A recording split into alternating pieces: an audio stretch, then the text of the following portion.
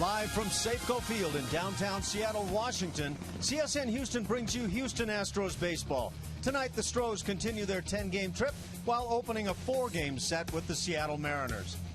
Hi, everybody. Alan Ashby and Mike Stanton with you here tonight. The Astros are getting set for Game 4 of this 10-game road trip. And 1 and 2 to this point, Mike, they had been swinging the bats very well until they ran into Jared Weaver last night. Yeah, Jared Weaver was very good. It just shows an example of you don't have to throw 95, 100 miles an hour to get big league hitters out. He was outstanding at commanding the zone, repeating his mechanics, and that was just a situation. You got to tip your cap. One of the guys that's starting to learn to repeat mechanics as well, George Springer. He has been playing quite well. Of course, he gets injured last night, and the word is pretty good. We may see him tomorrow. But George Springer had a night. He really did, good and bad, but most of it was good. You see the home run right here. This is a great swing. He didn't overdo it. Down on the backside of the ball, created some backspin. Here you're going to see some outstanding defense, him going a very long ways, catching the ball and then having to go to the ground because of the off balance of reaching out. One thing we have to look at right here is he's used to playing in Minute Maid Park, and that is a much smaller right field than there in Angel Stadium. And of course, George Springer got picked off at the in the 9th inning at a very inopportune time, and then walked off hobbling. A big concern for the ball club. Everybody concerned that he might be out for some good period of time. But better word today. Yeah, all reports we've heard from George Springer and from even Jeff Luhnow is that this is probably going to be one day off. That was more precautionary, them carrying him right there, than anything else. He was moving around well before the flight up here to Seattle, and the reports today are good also. Now, Jared Cozart goes to the mound tonight as the Astros try to get things started against Seattle. Cozart had that one horrible outing in Oakland. Since then, a whole lot better pitcher. Yeah, he really has. And what I've seen from Cozart is using his curveball a lot.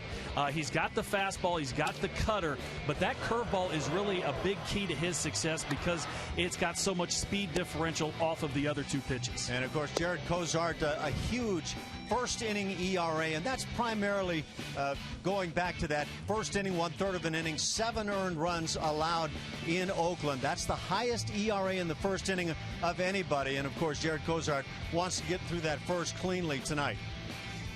Coming up, the Astros limped into Seattle last month with an offense struggling for answers, but they found their swagger in the house that Junior built. Julia Morales will talk about the guys that feel right at home here at Safeco when we return.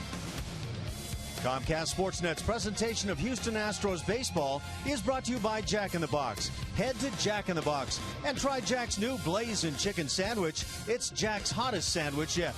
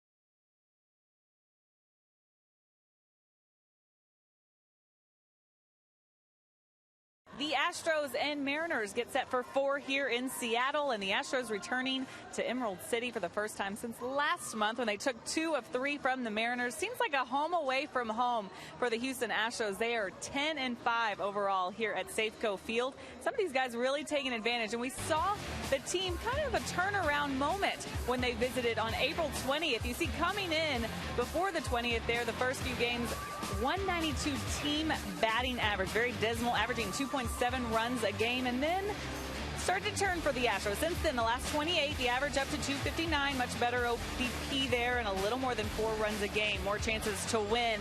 A couple of guys whose numbers really jump out at this park: Matt Dominguez, Chris Carter, the third baseman, had a really nice series the last time they were here, going for 10 homers in back-to-back games, driving in 4. It's the first time we really saw him break out for the season offensively. And then the mystery of Chris Carter's success on the road, we can't explain, and he certainly can't either. But not only does he get the bat going in away games, he makes this ballpark look pretty small. You see the numbers there in his last 11 at Safeco. Hitting .372, launching 5 home runs, 13 RBI. Aside from last night's quiet game in Anaheim, we've seen the offense turn a corner this season. They hope to continue that at this park when they play the Seattle Mariners. And don't go anywhere. We'll have to watch for Kyle Seager. Remember this guy who kick-started his season last month with back-to-back jacks off Jared Cozart, Josh Fields. Can Cozy and the Astros get revenge tonight? It's all coming up next.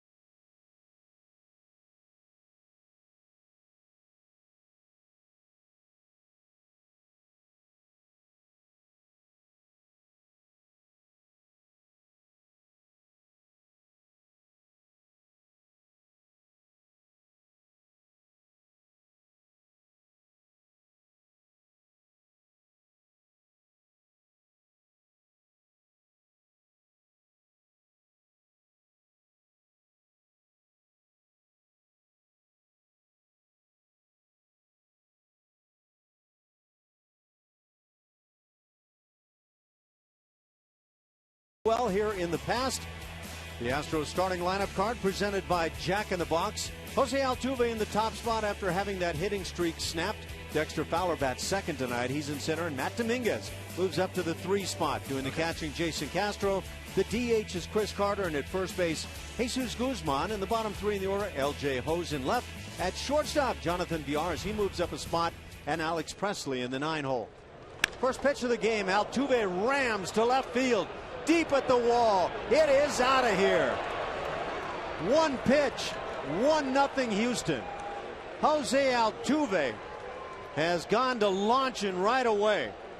And this is so impressive. Again, he snapped that 12-game hitting streak last night, 0 for 4 against Jared Weaver, but it didn't take him long to connect tonight.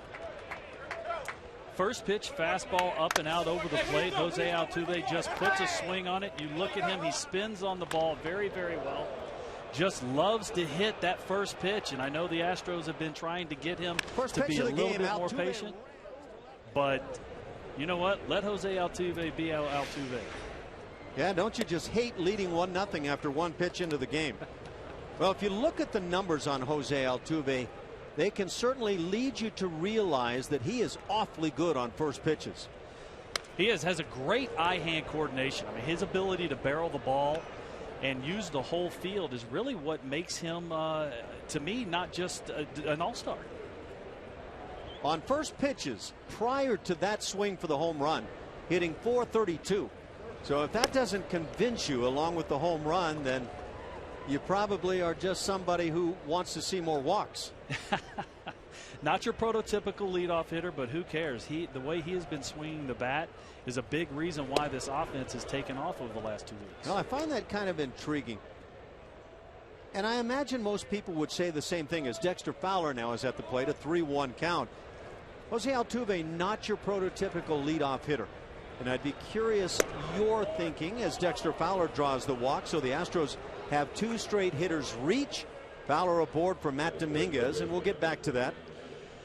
The pitcher tonight for the Mariners is Roenis Elias, 25-year-old left-hander. This is his 10th start of the season. He's a Cuban defector to Mexico in 2010. On the year, he's 3-3 with a .388 power left-handed arm. Going to see balls in the mid-90s and a good curveball. That home run by Altuve, his second on the year, the third time he's led off a game with a home run, and the first time this year. And I do want to get back to Altuve and your thoughts as to why in your mind he may not be the prototypical leadoff man, as Matt Dominguez stands in, and a throw over to first by Elias. Well, Alan, I think that when most people think leadoff hitter, the first name that comes to mind is Ricky Henderson. Sure. He's the all-timer, I guess. Yeah, and he's a guy that will take a pitch, works the pitcher, has high on-base percentage, but also when he swings the bat can drive the ball out of the ballpark and do exactly what Jose just did, 1-0 after the first hitter of the game. Of course, Ricky was the big stolen base guy. Right. I think we've just covered all the things that Altuve is doing really well. There's no doubt. There's no doubt. And that's, I would be in that same camp as Dominguez takes a strike, a ball and a strike, of saying, well, Altuve's not your prototypical leadoff guy, but the things he's doing this year are really fitting into that category.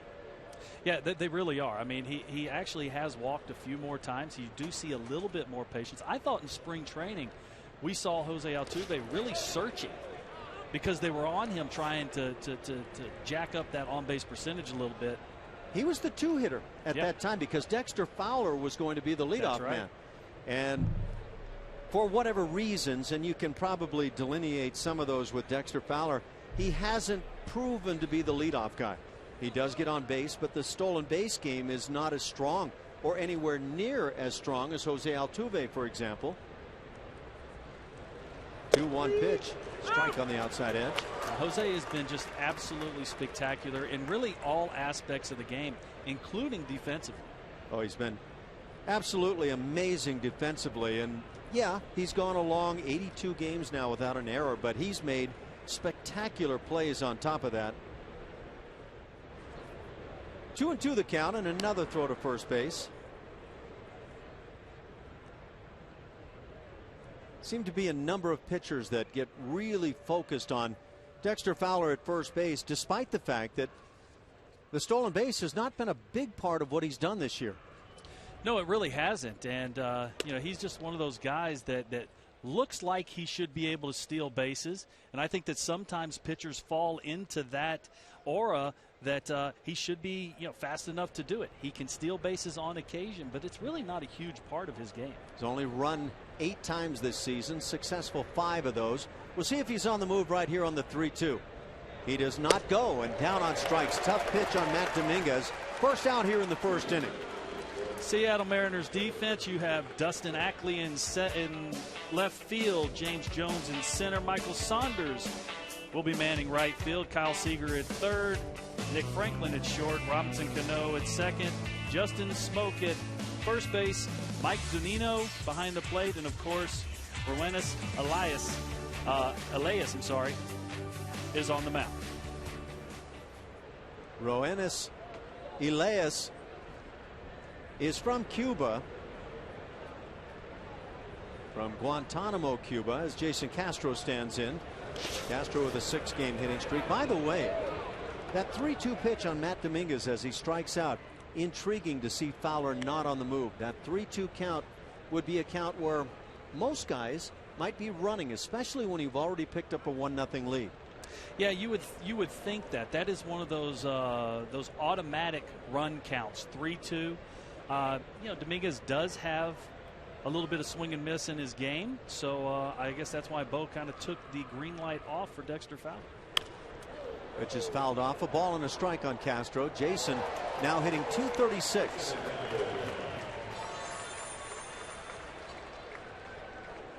Jason's done a very good job against left-handers as of late. And Alan, I really think he's got a different approach. He spends a little bit more time concentrating on the big part of the field, up the middle, opposite field, let the ball travel. Right-handers, he seems to want to pull the ball just a touch more.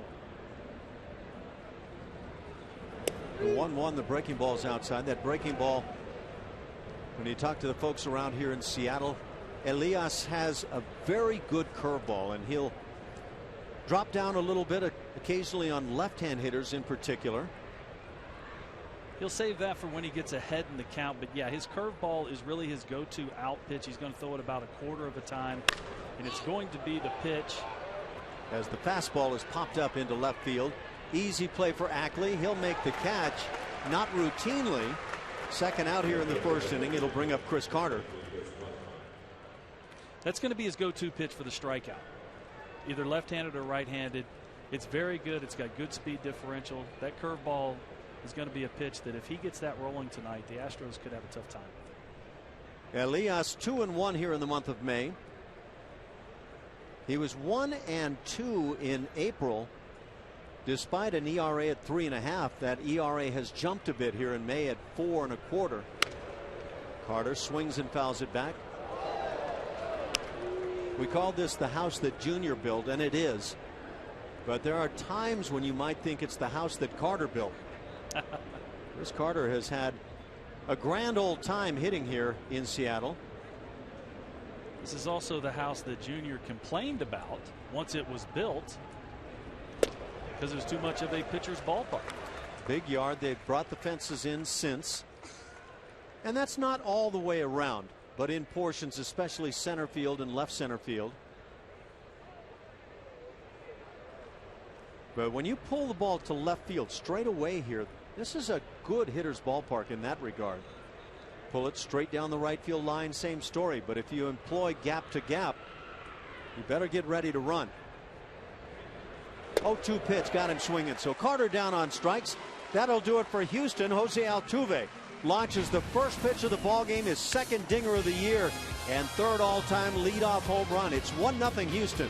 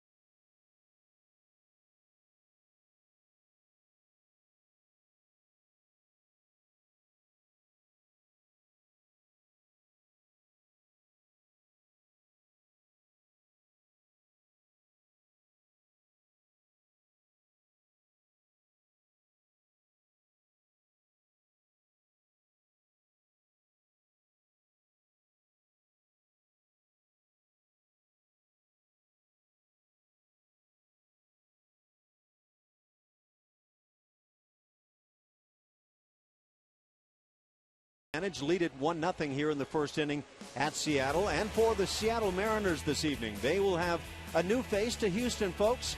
James Jones in the top spot. He's in center now. Michael Saunders is the right fielder, followed by second baseman Robinson Cano, who has been really good of late. In the 4 spot, Kyle Seager. Justin Smoke plays at first, and in left field, Dustin Ackley. In the bottom 3, Stephen Romero. He's the DH. The shortstop is Nick Franklin, and Mike Zunino does the catching. 23-year-old Jared Cozart's the starting pitcher for the Astros tonight. 3-3 with a 4.41 ERA. Since his major league debut in 2013, he ranks 11th in Hurler's ERA at 3.06. So he's been very good since he's been up. So Cozart goes to work. His first pitch brings the heater in for a called strike, 96. And he makes it look so easy. Already loose. Like to hear that with that first inning ERA. That was the train we were hearing, Mike. Ah, okay. You're saying it was his arm with the good heat right there.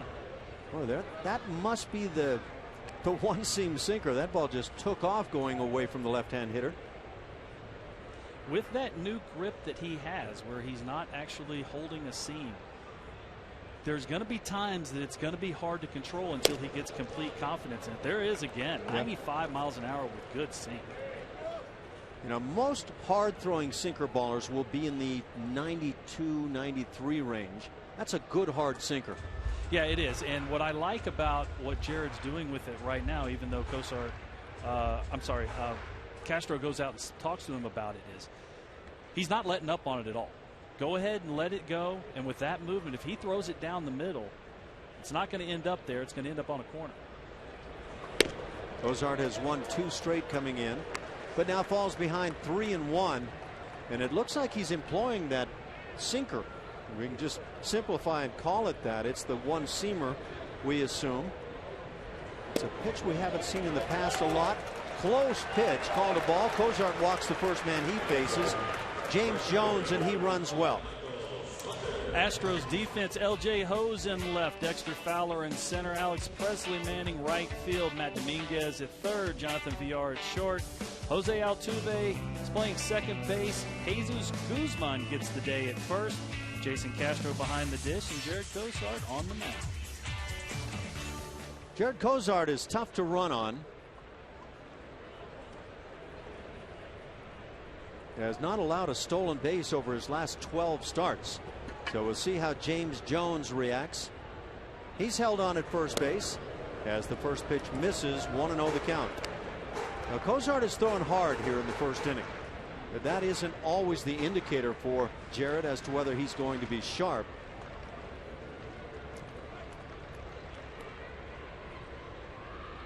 So far has good movement on the fastball. He's tried to straighten the last couple out, not throwing that 2-seamer.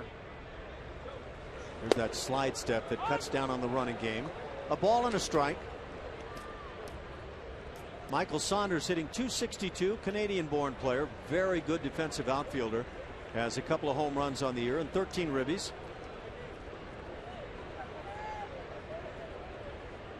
Cozart has not allowed a long ball in the last 23 innings that he's worked.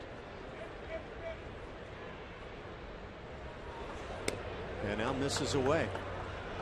So if he's going to go after that sinker of his as kind of a new pitch in the arsenal and continue to miss to that arm side, that could be a problem trying to get back to the plate. Yeah, and against left-handers, a lot of times it's harder for a right-hander to get the ball on the plate. Sometimes you need to get a right-hander in there to get your reference point on where to start the pitch. And again, missing with the ball moving that direction. 3-1 the count. Walks can be an issue, no doubt, for Jared Cozart, and immediately Jonathan Villar comes in from the shortstop position. It's been intriguing to watch Villar. Just under a year now in the big leagues, but he's been a guy that will come in and talk to pitchers and try to provide some help.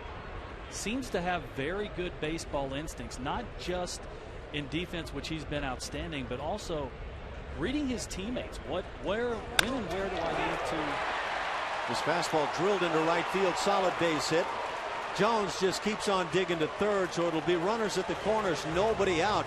Cozart, good stuff, but not good results here to start things. No, even with the velocity that Jarrett has, he's going to have to get ahead in the count.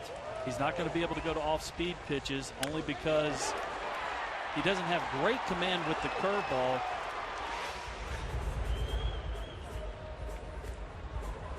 That'll bring up Robinson Cano. We know about Cano. He's a terrific player.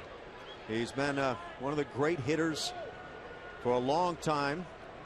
All of that work until this season with the Yankees. Got off to a bit of a slow start, but he has caught fire.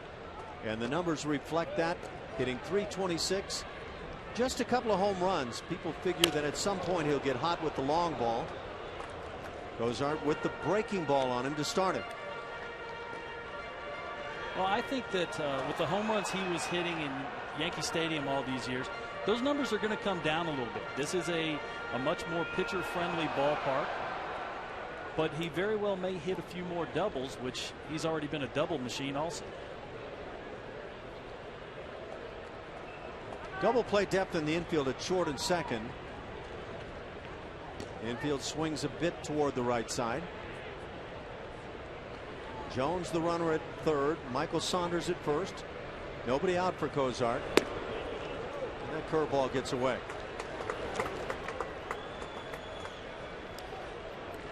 We've talked about that outing for Cozart. April 18th at Oakland. He allowed 7 runs, getting just 1 out in the first inning. Since then, he's 2-1 and an ERA very good at .264. That over a 5-start span.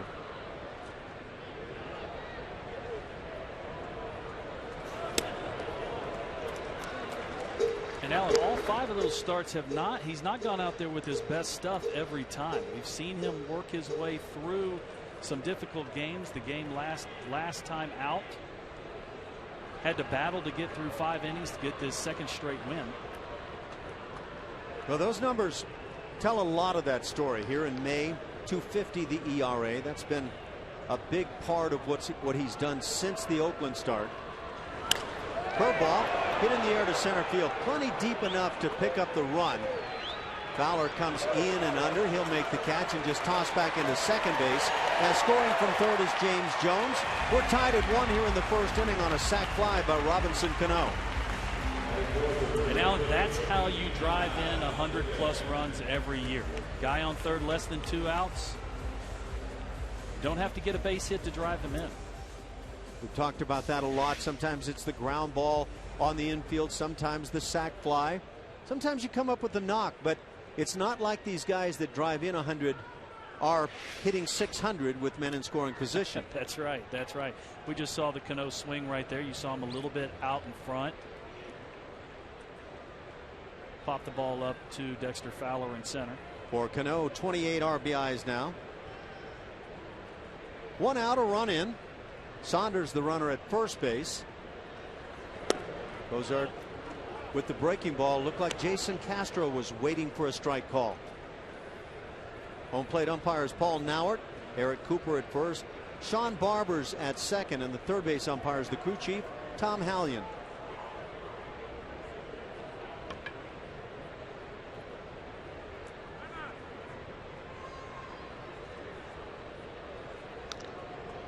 With Cozart struggling on the command of the fastball, we've seen a little bit more inclination to go with the breaking ball. There's that sinker, a strike finally called. Looked like a bit of a delayed call, and thought for a moment Nauert was going to refuse to bring up the right arm. Not sure Kyle Seager liked that call either. You look at it, that's a borderline pitch either way. Cozart did get the call.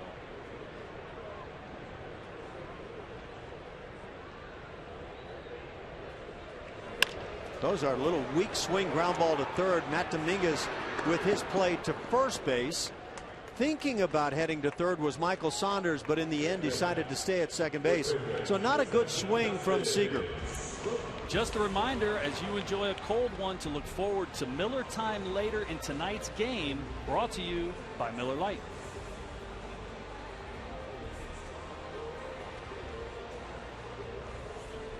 Two down, it'll bring up Justin Smoke. He's the 5 hitter and first baseman for the M's.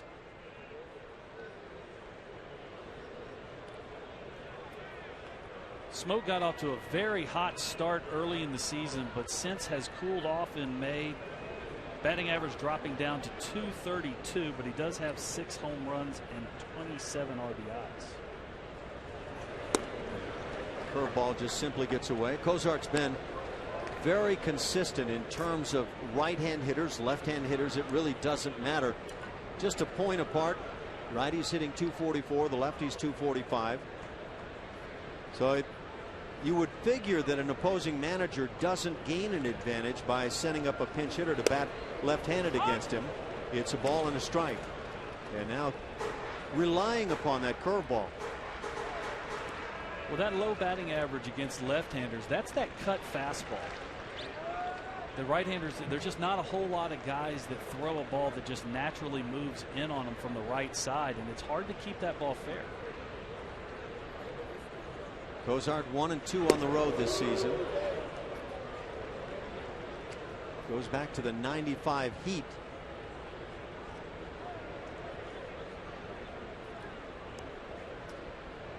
Justin Smoke, a big guy and plenty of power, switch hitter.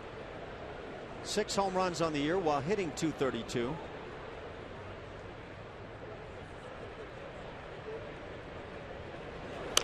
Off speed gets him out in front. Count evens at 2-2.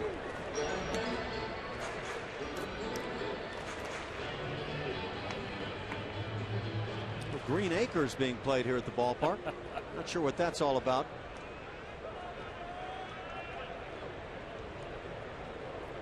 It's always good to hear Green Acres.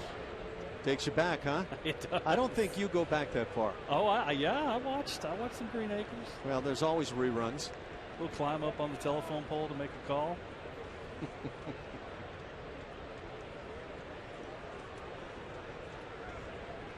Castro out briefly to the mound.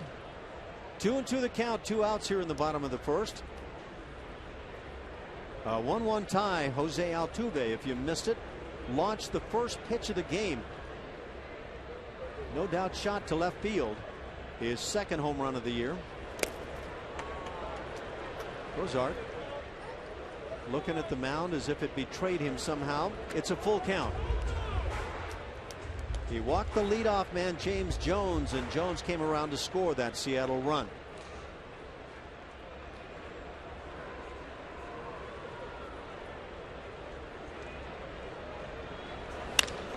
Pitch hit in the air to the gap in left center field. Long run, and getting back and over to make the play, L.J. Hose.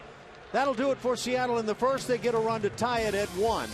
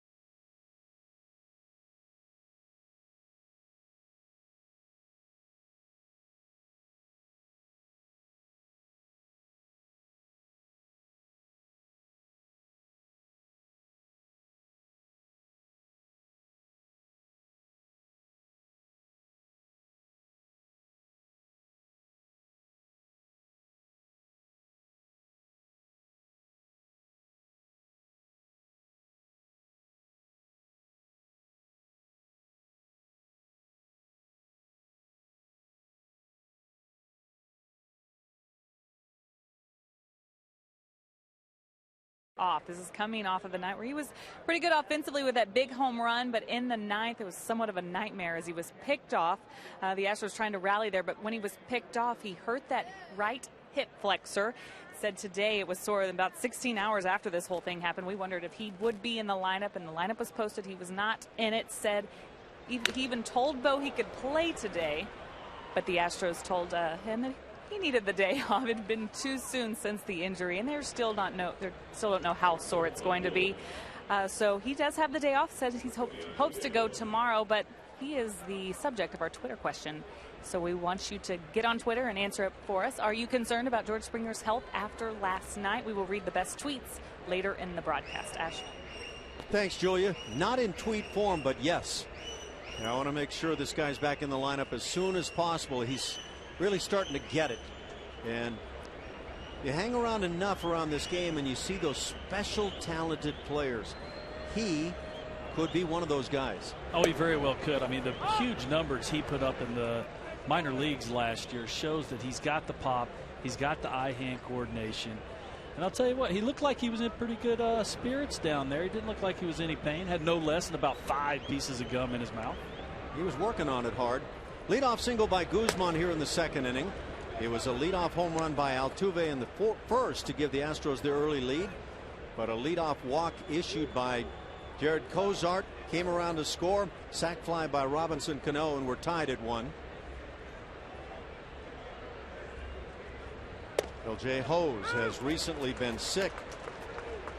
Not all the way back in terms of feeling strong, but ready to go this evening. Gets the start in left field.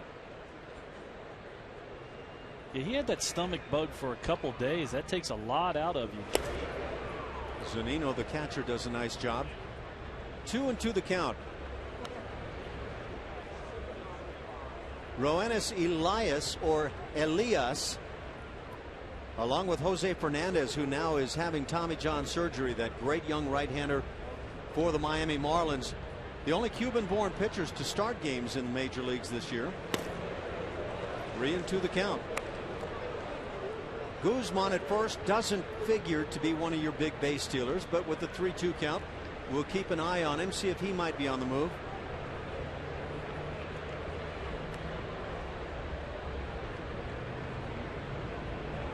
He does not go. The 3-2 is inside, and runners at first and second. Nobody out here in the second. The Astros trying to make something further happen against Elias. Nice job right there by Hose, taking a very close inside fastball. Elias wanted the call, but he did not get it. There have been times for Hose this year when he's been caught looking. Close pitches on the 3-2, and so you want to be careful with that. Jonathan Villar now comes to the plate. One of those bunt scenarios where Villar has taken advantage in the past. He takes the curveball, not showing bunt. Of course, Villar has shown power in this ballpark, especially batting right-handed. When he's on this side of the plate, you'll occasionally get surprised with some long home runs. Yeah, he does have some occasional pop when he puts that good short swing on the ball. Just outside, it's a ball and a strike. Looks like it's one of those strike zones tonight, Mike, that Paul Nauert is providing, where it's fair but probably tough for pitchers accustomed to getting pitches on corners.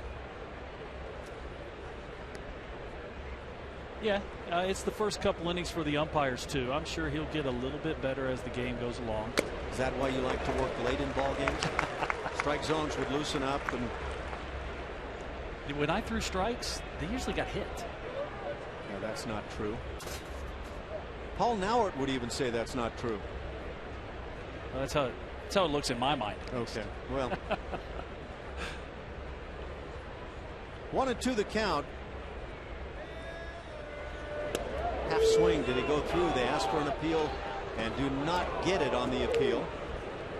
Kyle Seager, third baseman for the Mariners, first couple pitches was up on the grass, kind of expecting VR to bunt. Just able to hold that barrel of the bat back, keeping it from going through the front of the plate. Definitely held up on that swing. 2-2 the count. Elias has gotten himself 11 double play grounders this year, tied with Dallas Keuchel in that regard. And now timeout. Why is it? Give us that pitcher's perspective that Getting signs together seems to be such a chore at times. Alan, I really don't know. I never had that answer issue. I was looking for. I know it irritates me also. I mean, it's really not that difficult. Shouldn't be. No, I mean Zunino has been catching him for quite a while. Spin move toward second. The blazing speed of Guzman on second base. Yeah, that'll distract a pitcher anytime. Elias, one of 20 Cuban-born players currently in the big leagues. 6 of those are pitchers. And now 3-2. Now, I would not anticipate the running game in this scenario. The Astros have tried to play aggressive in this kind of a scenario and had it bite them in the tails. Yeah, I don't know, with nobody out, I don't think you start the runners right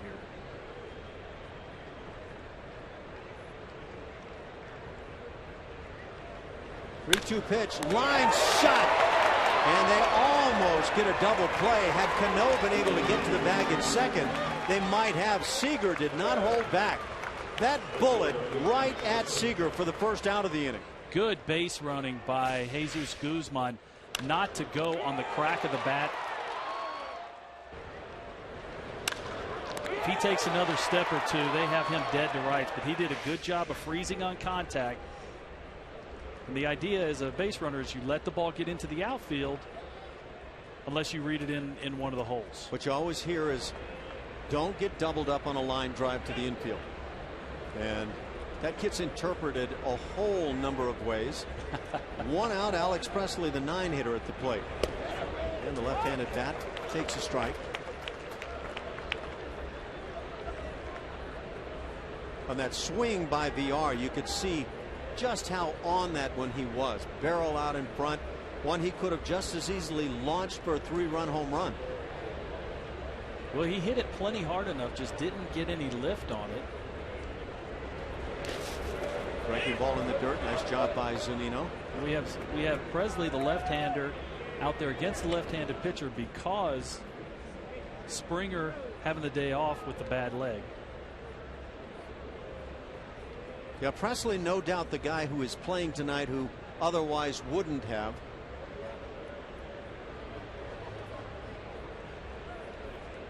And George Springer still working on that wad of gum. Hopefully he's feeling as good as he indicated before the game tonight. The 1-1 taken for a strike. Well, from talking to Julia, he did everything he can to have Julia go put him in the lineup. Well, she doesn't get to do that, but. Well, she can at times. She's got that kind of juice. She's got some clout around here. She did get a birthday cake. Well, she did from that. Bo Porter. Yeah. She is the only one of the broadcasters who has ever been presented a birthday cake by Bo Porter.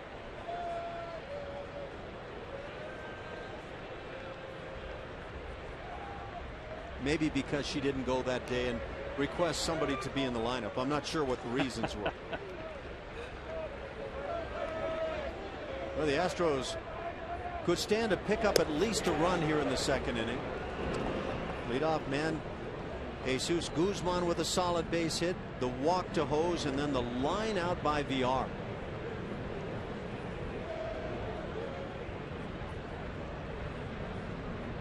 As a hitter, you try to hit it as hard as you can and take your chances. Sometimes it doesn't bear out for you. And now 3-2. Elias really struggling with command. Jared Cozart has had his issues. Yeah, that was a little bit too far out for Presley to offer at. I think that would have been actually behind a right-hander. It's a good at-bat. Presley not used to facing left-handers.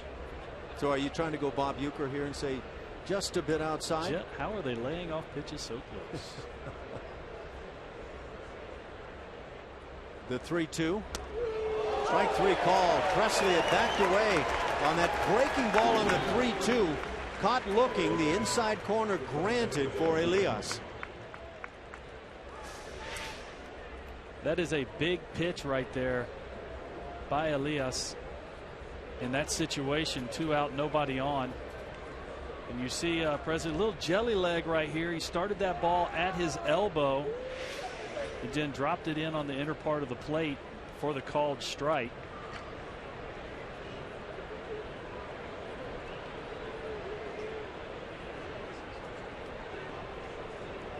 So 2 down. Altuve, first pitch swinging again. This time puts it on the ground.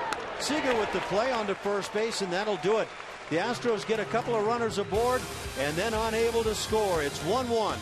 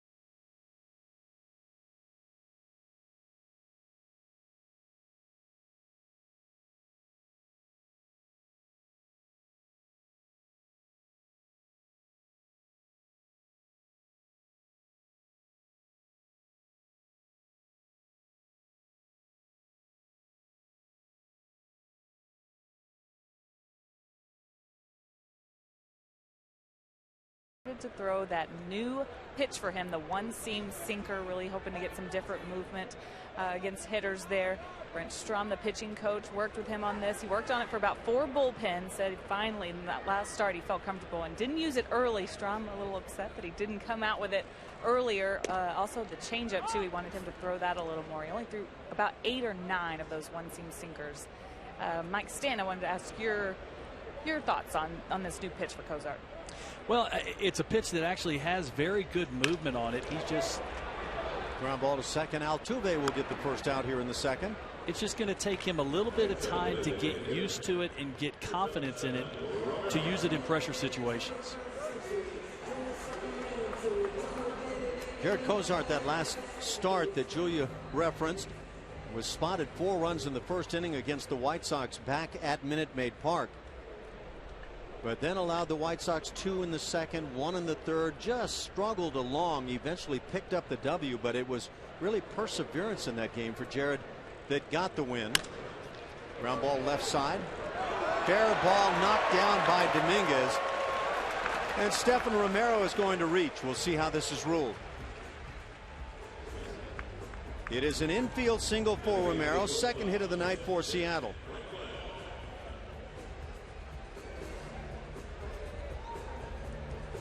They ruled that a base hit, but I bet if you ask Mr. Dominguez, he felt like he should have made that play. Rather routine, right over the bag. Now, I say routine in that gloving it and making a throw is certainly routine. You can see where that ball is. Right at the bag.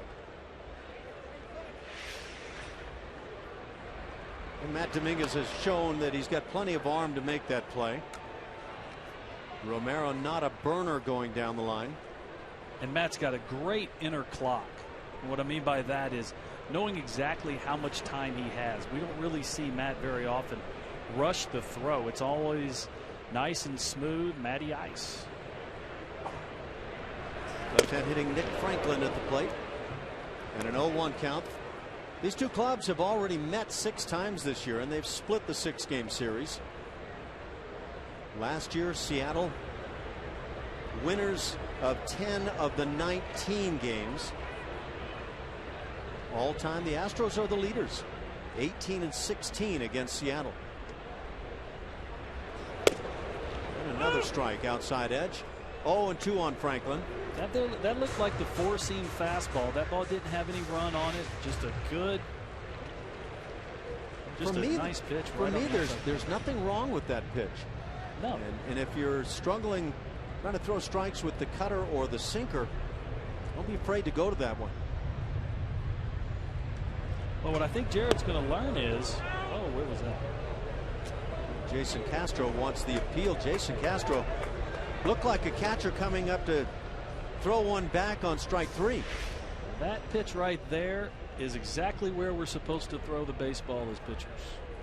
It's what you're taught all spring training long, all season long when you work. Right there, curveball at the front of the plate, bottom of the knees. And you can't get it a lot of the time from the umpires.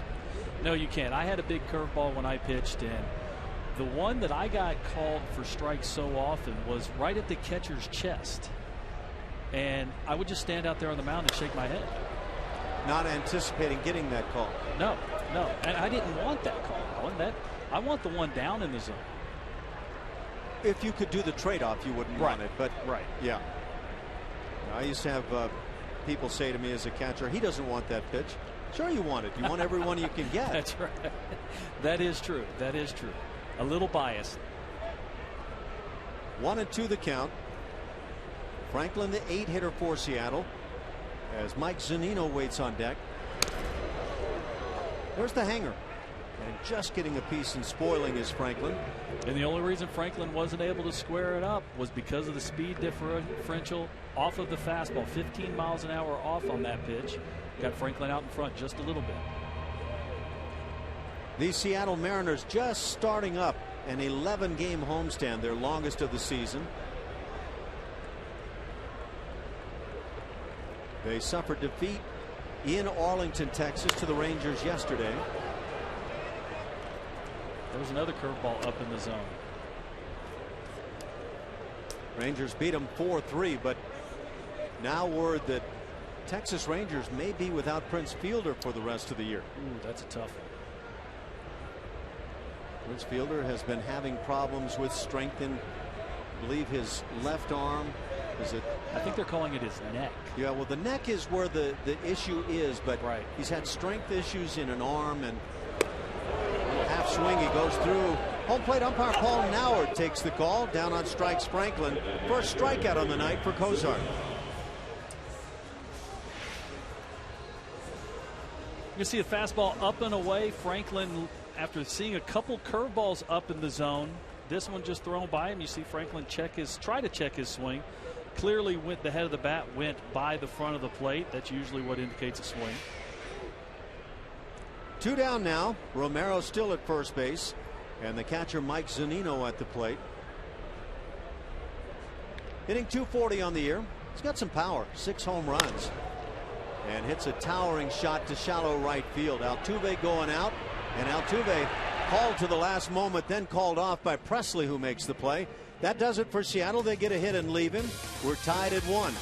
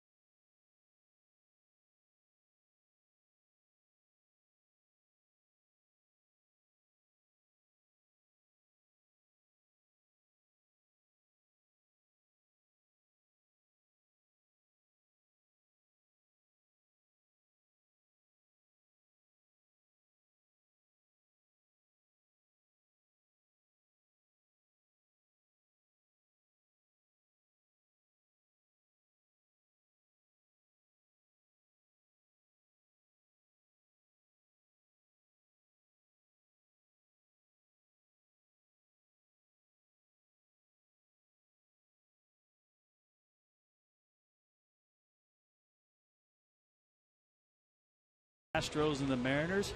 Create memories, have fun, and enjoy a premium experience with the Astros Luxury Suite at Minute Maid Park. Whether you're treating your employees, hosting clients, or celebrating a special occasion, we will create an experience your group is sure to remember. Call the Astros Premium Ticket Line at 1-877-9-ASTROS and reserve your luxury suite today. We go to the third inning. Dexter Fowler leads it off. He'll be followed by Matt Dominguez and Jason Castro. And the first pitch from Elias misses inside. The Astros have had a couple of hitters reach in each of the first 2 innings. But the only run coming in on the leadoff home run by Jose Altuve. Well, and that was a moral victory right there for Elias. That's the first time he's thrown a first pitch fastball in an inning, didn't get hit for a base hit. Those are moral victories. You get to a point where you become gun shy to throw the pitch. Maybe it's why he went with the curveball. But once you start showing that you can throw anything else, curveball, slider, changeup, for a strike on a first pitch, then you change the thinking of the opposing hitters. Right, and that's when you get the fastball right down the middle, and we're asking, well, why are you taking that? Yeah. And as a hitter, you just simply shake your head and say, I can't believe I took that. Fowler drew a walk in the first. And draws another. So he recently had that 9-game walk streak. He raced while in Anaheim and now trying to start another one. He's aboard for Matt Dominguez. He's on pace for 9 straight at-bats with a walk. That would be something. Matt Dominguez struck out in the first. I don't get it why some guys will draw walks. Now Dexter Fowler, tall, so he has a large strike zone. Right. Doesn't hit for a lot of power, which is usually the reason pitchers pitch around a hitter. Try to work to the edges. Try to maybe throw the unusual pitch while behind in the count.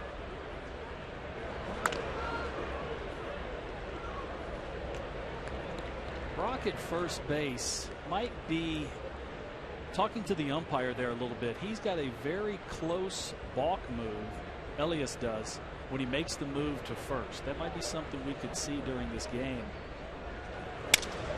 Little Looper going to drop in right field. Matt Dominguez breaks his bat, but gets the knock. Stopping at second is Fowler.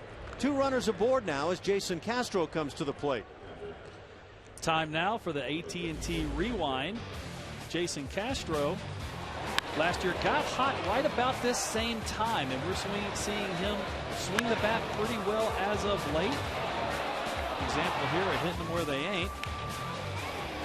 But doing a good job of staying up the middle, letting the ball travel. Of course, then he hooks one into the corner down the right field line.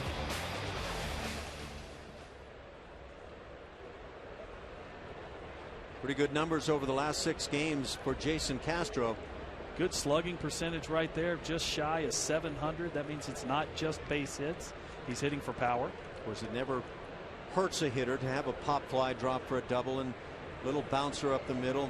That's when you really do get hot, is when you get some cheapies mixed in. Oh, absolutely. There's definitely some luck that plays into it all. I'm still trying to figure out exactly where the left fielder was on that play. Pop fly that dropped in Anaheim. Yeah, even Mike Trout from center field didn't come hard on the play, and all the while you can see the shortstop backing instead of running back to the point, and he just set up ugly, and it wound up ugly for the Angels. 0-2 the count.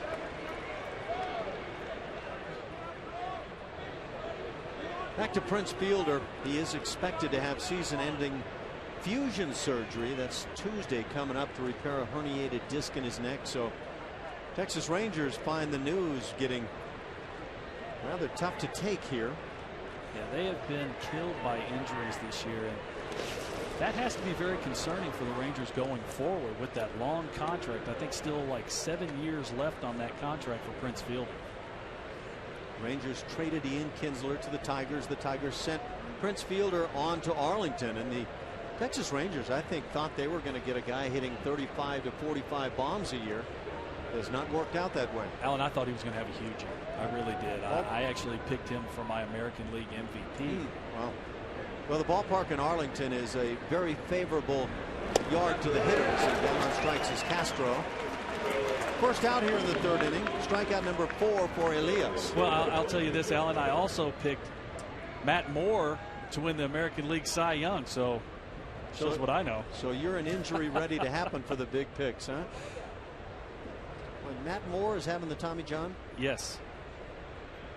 Yeah, the Tampa Bay Rays have had their issues.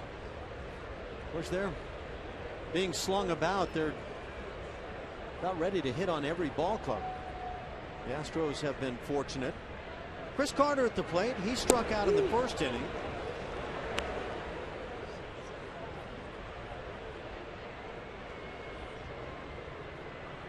Toronto Blue Jays have swept the Boston Red Sox. Yeah, Boston Red Sox right about 500, maybe a little bit under, and that's really what they are. I know they won the World Series last year,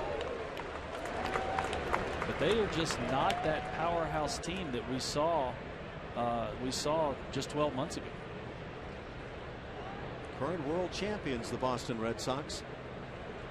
Now, they were a miserable team in 2012 and then won the World Series last year. Bobby Valentine got most of the blame for the previous season. 1-2 the count on Carter. Yeah, that was a team that, if you remember the year before, fell apart in September. That was the beer and chicken situation. And that was the Terry Francona gets the blame year. Right. Usually it comes down to the players. Now, you can have unhappy players with a given manager, and I think that was the case under Bobby Valentine. Not so much under Francona.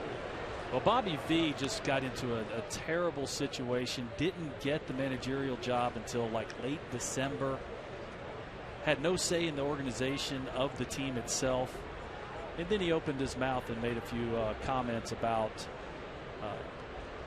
World Series and team MVP Euclid. They didn't float very well. Well, Dustin Pedroia is really the leader of that Red Sox club, and he's the guy that stood up right away and said, we don't do that. That's not the way we, the Boston Red Sox, act. There's Rick Waits, long-time major league pitcher at one time, and now the pitching coach for the Seattle Mariners. Former pitching coach of my own there, the Texas Rangers. Former teammate of mine. And swing at Carter down on strikes 2 times tonight already, and 5 strikeouts now for Elias. 2 down here in the third inning. Those first 2 hitters reach again, and now it's up to Jesus Guzman. Seeing a pretty good fastball from Elias. Low mid-90s, has some run on it, but it's all being set up, those swing and misses on the fastball, by that outstanding curveball. The sights from the ballpark here, and it's a gorgeous yard. First pitch close but missing on Guzman. Seattle, one of my favorite cities to go to. Very nice ballpark right across the street from their football stadium. Well, they have a football team here? Yeah, they were pretty good last year, I think. Seattle Seahawks, I think it is. Pitch is fouled off. Ball and a strike on Guzman.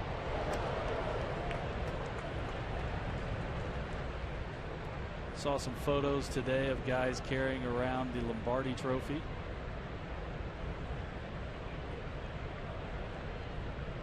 Yeah, they were phenomenal in the Super Bowl. Can I say Super Bowl? Apparently that's a name that folks are not allowed to use a lot of the time. Don't get that. What are you supposed to say? The big game.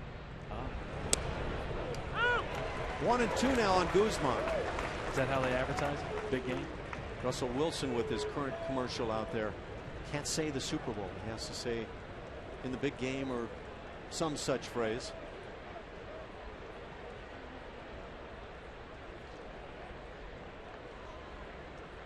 Pat Riley patented three-peat and Somebody apparently owns Super Bowl. I'm not sure what that's all about. 2-2 the count. I haven't heard that, but that's not a shocker. If it doesn't have to do with baseball, I really probably don't hear it. Well, it was kind of the shot heard around the world when Seattle won the Super Bowl and just blew out the competition. Competition happened to be Peyton Manning and the Denver Broncos. Defense apparently wins over offense. 2-2 pitch hit in the air toward right center field, coming on and making a nice running grab, Michael Saunders. So Guzman gives it a shot. The Astros leave a pair. We're still tied.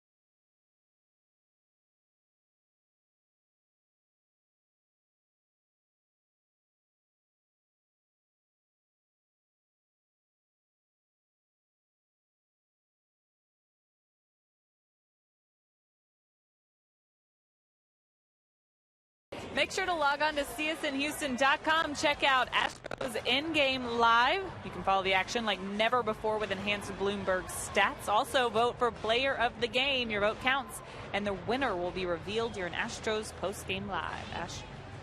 Thanks a lot, Julia. A gorgeous night here in Seattle. Julia sent the bad news out today that it's supposed to cool down a bit tomorrow. You still standing by that, Julia? She's ignoring us. We go to the bottom of the third, tied at 1. Leadoff man James Jones at the plate. He drew a walk and scored the Seattle run in the first inning. Being plated on a sac fly by Robinson Cano, who now has 28 ribbies. Jones is way up in the box. I don't know if he's looking for the curveball, but front foot is almost striding out of the front of the batter's box. Interesting you say that. Jonathan Villar tried to come up with a bunt single yesterday and had that foot out of the batter's box and was called out. Dropped down a perfect bunt. 2-1 the count. It's not a guy you want to walk.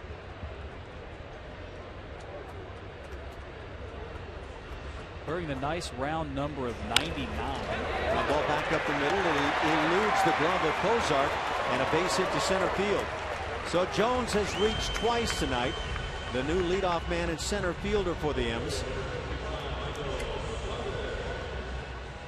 12-game hitting streak for Jones. Fastball up and out over the plate. Didn't try and do too much. You stayed in the big part of the field and got the ball by Jared. And Altuve was playing a little bit in the hole, so he wasn't able to get over there either.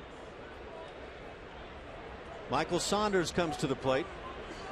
Left-hand hitter, had a base hit in the first. That set up the sac fly picked up by Robinson Cano. Showing bunt and taking low on a close pitch. Jones is 2 for 2 in stolen bases so far in his short career here with the Mariners.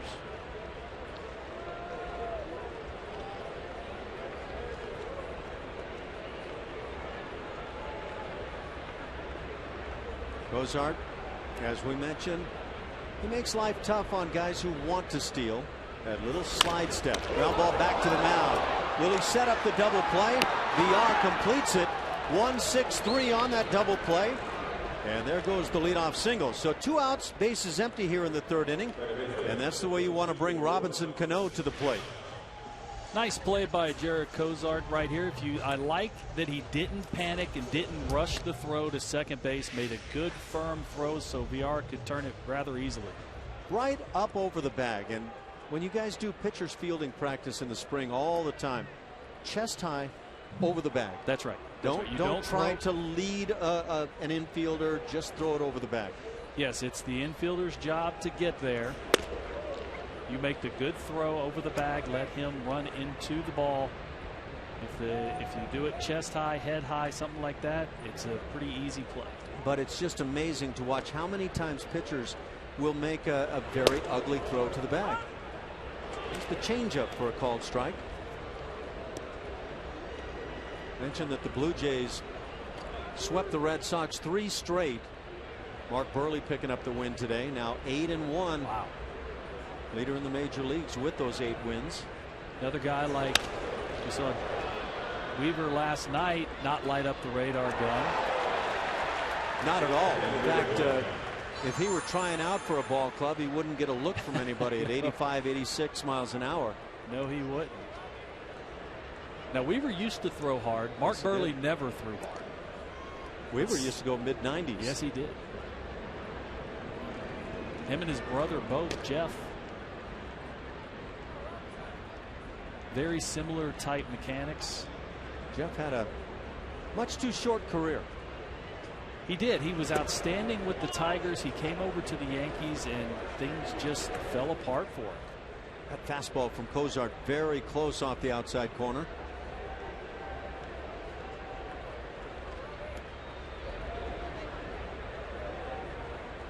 Robinson Cano, one of those guys you just have to say a born hitter.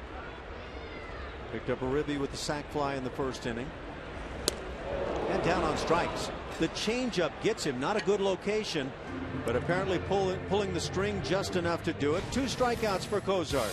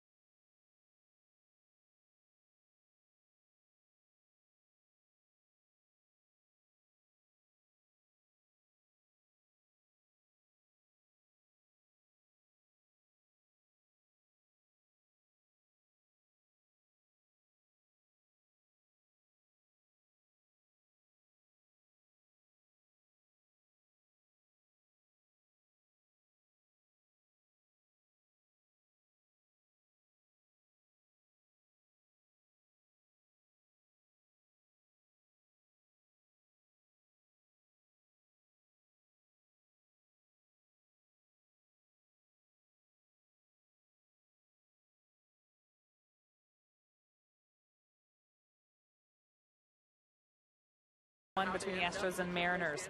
And it's time for you to tweet your photo using hashtag CSNHFanPhoto for a chance to have it shown in an upcoming broadcast. The Comcast Sportsnet fan photo brought to you by AT&T. Hey, Ash. What's up, Julia? I wasn't ignoring you earlier. It sounded like it. No, I was furiously looking at my weather app to make sure that it was going to rain tomorrow, like I said. Okay, wait, so you've got rain in the forecast for tomorrow? That's 60% chance. Yeah. This is why sleeping in today, even though we got in late, was not an option. You had to get out and enjoy the sun in Seattle. Do you use that green board so that You can present your weather show. Do you have a little green pointer? Screen? Yes, green screen. Yeah, that's what I said. I need to get that back here, don't I? The multi-talented Julia Morales, also a weather girl. She looks at the monitor, but she presents the hands there across the green screen. 3-1 the count on L.J. Hose leading off here in the fourth inning. A 1-1 tie. 3 hits for each club. So I guess that means Julia's sticking with the bad weather report for tomorrow. Drive down the right field side, back at the track. And now leaping and making the play in the end, Michael Saunders. Awkwardly done, but eventually done well on a ball hit quite well the other way by L.J. Hose. Michael Saunders, big guy, but very, very athletic. You see him overrun the ball just a little bit, have to turn back to his right, jump and make that play. Pretty good pop right there by L.J. Hose going oppo. Michael Saunders, a Canadian-born player, and he has been a very good defensive player through the years. Just challenged with the bat. Jonathan VR stands in. You may recall VR in the second inning with runners at first and second, scorching a line shot right at Seager at third base. Seager tried to turn it into a double play, couldn't quite get that done, but no doubt a frustrating at bat for VR. 1-1 the count. This is a first pitch curveball by Elias. Had VR a little bit out in front. I think he was looking for a fastball.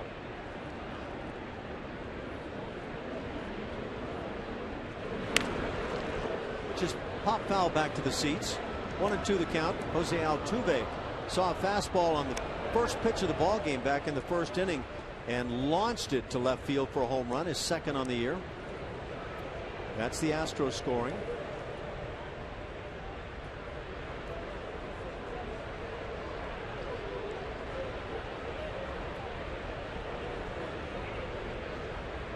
Elias with the 1-2 tapper by the mound, coming on the shortstop Franklin.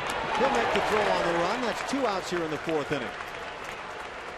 Fans, follow every Astros game with MLB.com at bat on your favorite mobile phone or tablet. Get live look-ins, instant replay, scores, stats, audio, free MLB.tv, game of the day, and more. Download on the App Store or visit Astros.com today. Haven't seen too many changeups by Elias, but that was a changeup right there by VR. A lot like the Cozart one that struck out Cano. Not a good one, but speed differential got him. Alex Presley, strikeout victim in the second inning, caught looking on a curveball that was borderline, inside edge, bottom of the knees. 5 strikeouts on the night for Elias. They asked for the appeal. It comes back palms down. That was a little bit of Laredo right there, a little drop down fastball. We heard about the drop down curveball that Elias will bring to the left hand hitters, and he does the same with the heater here.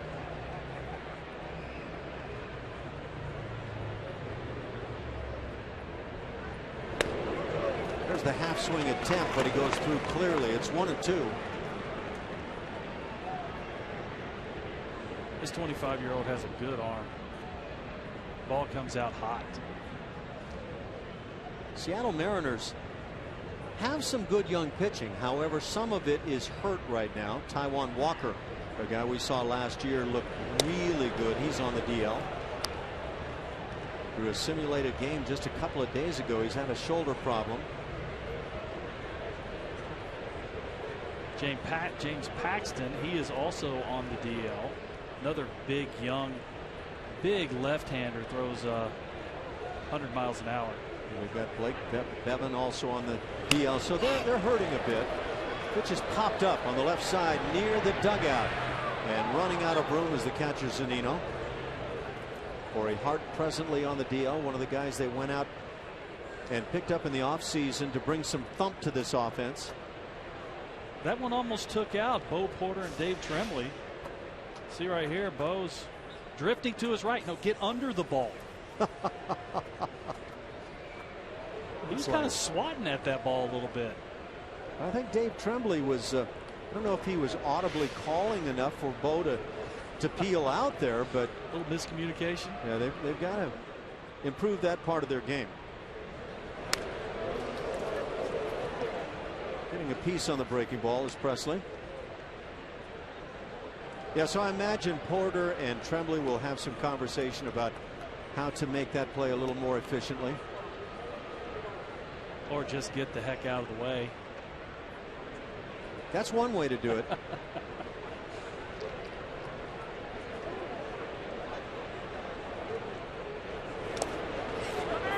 Half swings here again, not going through Presley. That'll fill it 3-2. Leadoff man Jose Altuve waits on deck. It's been a good at bat right here by Alex Presley. Elias can be very tough on left-handers. We talked about Laredo, the little drop-down piece that he does. He's done that a couple times. And Presley laying off the breaking ball down.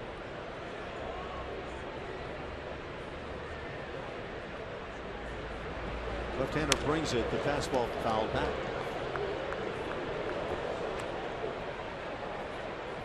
Alex Presley has had a nice little bit of his career against Seattle, just 6 games prior to tonight, but going 9 for 23 in that span, a .391 batting average with a double, triple, and dinger.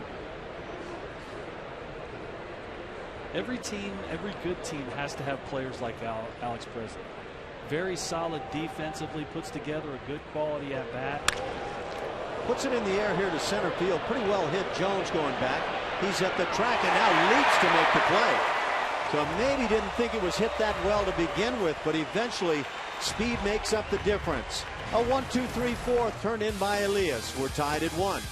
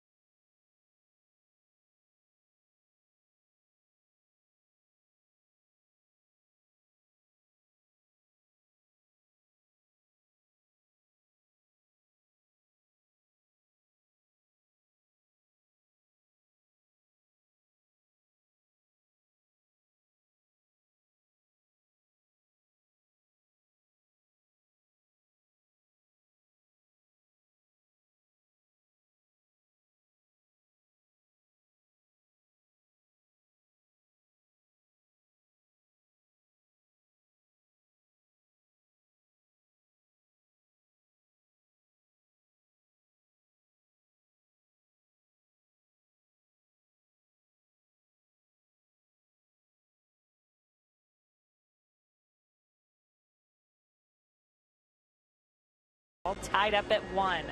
Comcast Business taking us inside the game as we look at Jared Cozart through the order. And Cozart's first inning numbers aren't exactly ideal. Taking a little time for him to get comfortable on the mound. You see that as the game goes on, strike percentage goes up, but the walk percentage actually goes down. He walked the first batter he saw today in James Jones. Mike, we saw this earlier this season, and Cozart told us actually that he was trying to work himself up a little bit more out of the pen, maybe to improve on that. But where does this stem from? Well, it really is just more of a mental approach to the warm-up. It's not a situation that he comes out and he's not physically warm, but a warm-up in the bullpen is actually about 80% mental. And it seems like it takes him a little while to get into the game. And a lot of times, even like today, he walked the first hitter, gave up a run in the first, and we see him get stronger as the game goes along. Cozart works it to the 4, 5, 6 hitters. Kyle Seager leads it off. Powerful third baseman for the M's. A 1-1 count. Still at 95 on the Heat. Mike, maybe as a former pitcher that you can explain what goes on, especially with starting pitchers, but I guess it applies to the relief pitchers as well. You you throw in the bullpen, you concentrate on throwing strikes, I assume, and then you come out to the mound and have a tough time just even finding home plate. Well, that's one of the big differences between starting and relieving. As a reliever, if you're going to be good, especially if you're a short reliever where you come in with guys on base, first thing you have to do is you have to throw strikes. You know, as a starting pitcher, you can get away with kind of inching your way into the game, working your way into the game. But as a reliever, if you don't throw strikes, you're not going to find yourself in very many ball games to start off with.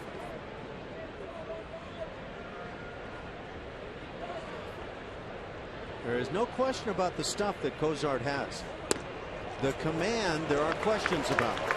He walks the leadoff man. Going to bring up 5-hitter Justin Smoke. That's the second walk issued this evening by Jarrett.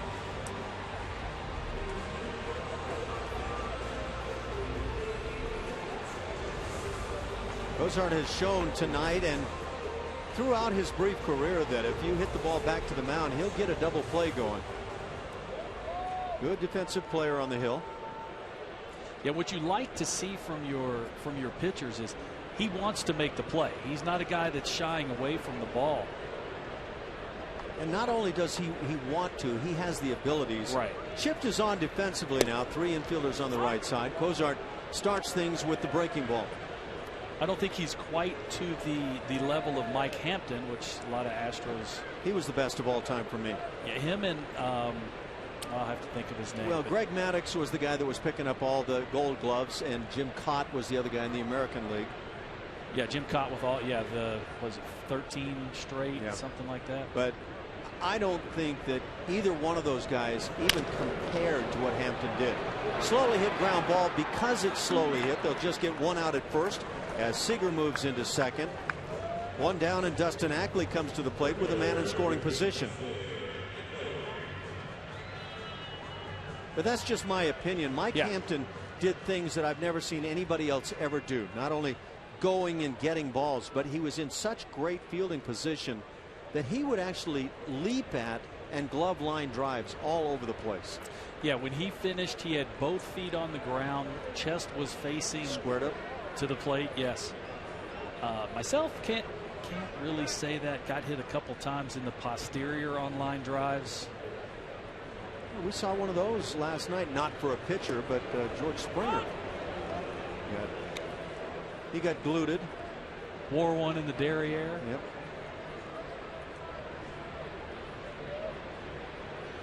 Seems like a good place to get hit if you have to get hit, but probably doesn't feel all that good. Not usually going to get hurt there. Don't pull a lot of muscles there. Break many bones.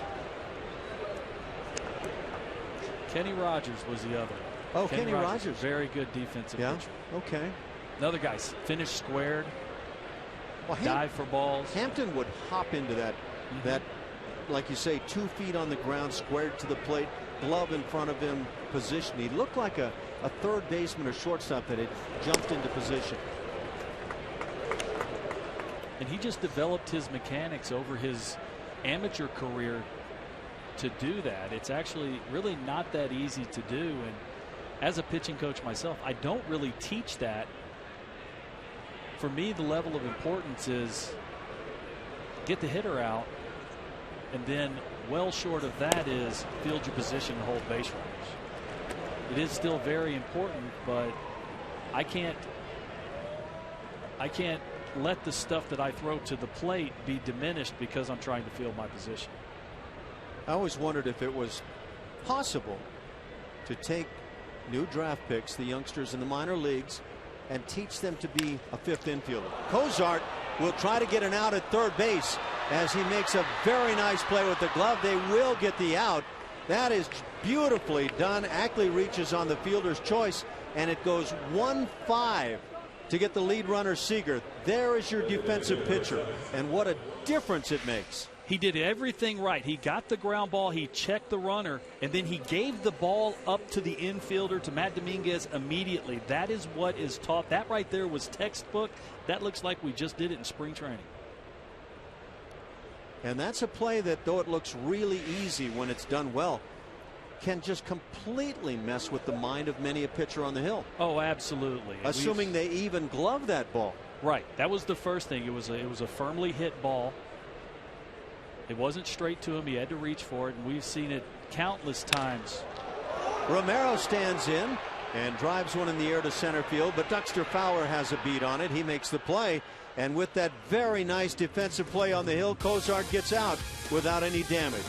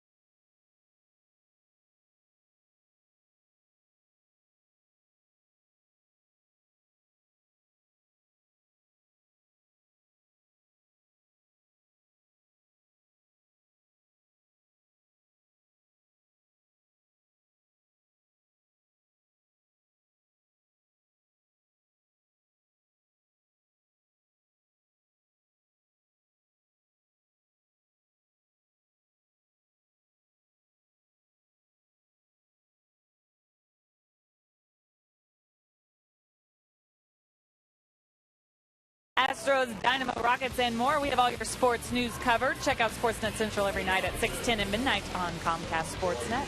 Jose Altuve coming up first for the Astros, who we've seen be very aggressive at the plate. First pitch of the game.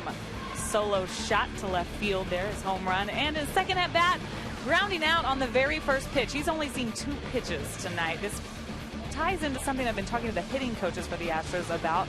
Jose Altuve in that leadoff spot, and usually you want your leadoff guy to see a few pitches, maybe 4 or 5, trying to knock that pitcher off his game, knock him out of the game early. But with Altuve, it's tough because you do not want to change who this guy really is. See him take the first pitch right there. He's already listened to me, guys. You've got a lot of clout around here, Julia, no doubt about it. Hitting by Julia. 1 ball and no strikes on Altuve. And now he looks at his 4th pitch of the night. It's 2 balls and no strikes. But Alan, that was one of the issues I was having in spring training when they were trying to get him to take a few more pitches. Like you said, he was hitting in the 2-hole. And I just saw a player that just really wasn't comfortable at all. In between, a lot of times, taking pitches that he didn't want to. Puts one in the air to left field on the 2-0. Coming in to make the play, Ackley, and 1 out here in the 5th. A 1-1 tie, home run by Altuve for Houston's run, sac fly by Robinson Cano after a leadoff walk of James Jones in the 1st inning for the Seattle run. To go a little bit deeper into Altuve there, it's just a situation that is him. He is a very aggressive hitter. Now, what they would like to do is have him be aggressive with balls in the zone, not go outside. And I think he's been much better in that regard this year. You look at his on-base percentage, he's right at the .350 mark. And so you can't complain there. That's actually pretty nicely above the league average. It is. Now, a large portion of that is him hitting, regardless he's on base. That's really what you're looking for from a leadoff hitter. And Alan, I don't know about you, but he just has great passes on balls that are elevated just a little bit. He's walked 14 times this year. Little thumber towards center field. Robinson Cano. Great instincts. Immediately he was moving to his right and makes the play. That's 2 down here in the 5th. Robbie with a great jump right there, actually overrunning it just a touch, having to reach back to his left and over his head. But this is one of the best athletes we have in all of baseball if you look at all around the game. Yeah, he can make all the plays. His throwing arm really sets him up to make plays that most other second basemen have no shot at. Alan, he's really a shortstop. I mean, he's got the arm strength. He loves to throw from down under, and he's remarkably accurate with it. But as far as just all-out arm strength, he could play shortstop as well as anybody in the league. He just wants to be a second baseman. Yeah, I think he would look unusual with that submarine toss of his, but then again, Adrian Beltre, great third baseman for the Rangers, throws the very same way. A lot of the Latin infielders throw sidearm, and they've just developed the abilities to be able to do that. It could be a little tough on the first baseman because that ball a lot of times has a big duck hook on it, but they play the slice. A lot like I used to do when I played golf. Used to, so you don't do that anymore. No, don't have the time. Oh, you don't play golf anymore. Yes. Okay, so thought maybe you'd solve things. No, not anywhere close. We're going to have a golf lesson with Stanton here at some point. 2-2 the count on Matt Dominguez. Mariners with a right-hander loosening in their pen. Dominic Leone.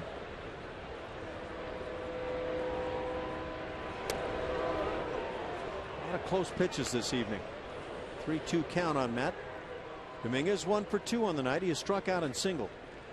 Yeah, not sure if the pitchers are just missing or the umpire's a little bit tight, but we've seen a lot of conversations by the catcher to the umpire.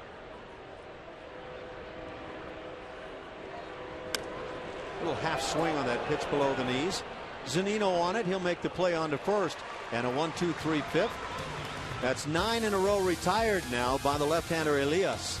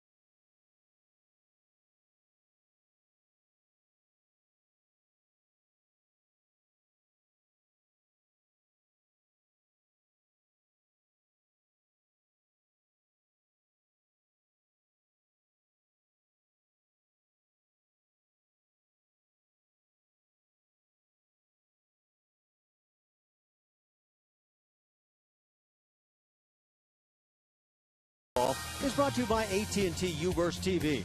Check availability at 1-800-PIC-ATT. Rethink possible. And by your local Toyota dealer. Your chance to save on a Camry ends June 2nd. Hurry to buy a Toyota. Buy at Toyota.com.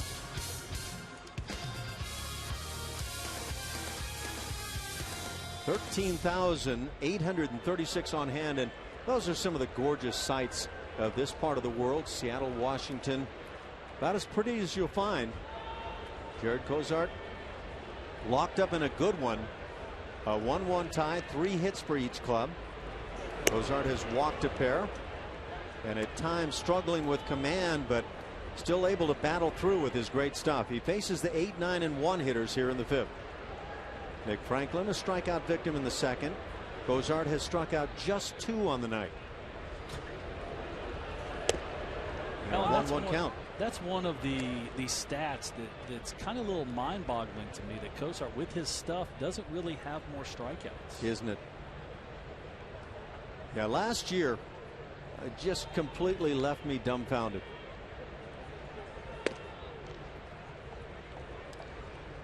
Yeah, one more walk than strikeouts, somewhere in the mid-30s, I believe. Last year, 35 walks and 34 strikeouts. That in 60 innings. And with the kind of stuff that Cozart has, it doesn't make sense.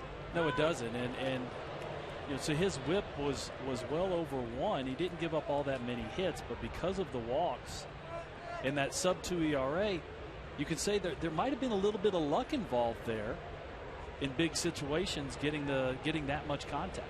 Brent Strom, the pitching coach, always watching his pitchers as closely as possible.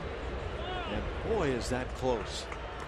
Cozart last year over 80% left on base average, which is a huge number. Just did a great job of pitching out of trouble, but even that is a little remarkable since he didn't have so many strikeouts to get him out of trouble. That last pitch, right where you want it as a pitcher. Down on strikes. Nick Franklin's second time tonight, and 3 now for Cozart. That's out number 1 here in the 5th.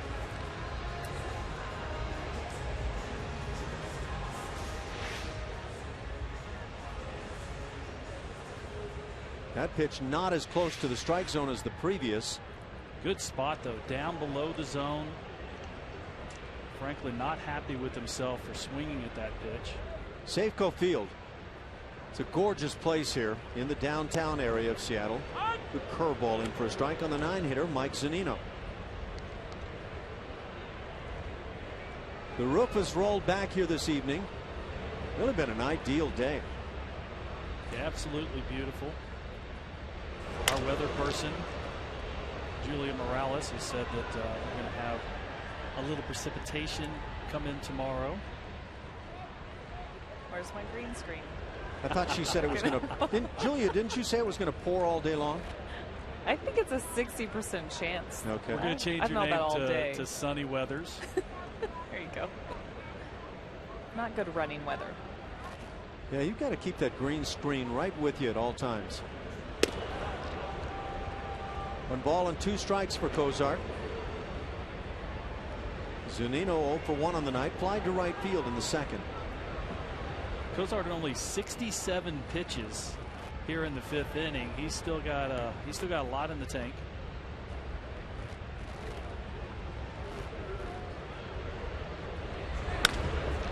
Pitch is popped up on the right side, shallow in right field.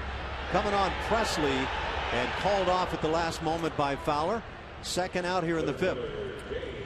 Saturday, May 31st, 10,000 fans will receive an orange Jose Altuve jersey courtesy of Houston Methodist. First pitch against the Orioles is 3:10, but get there early to get your Altuve jersey. For tickets, call 1-877-9-ASTROS or visit astros.com. Center fielder James Jones comes to the plate. He's the Seattle leadoff man. Left-hander all the way.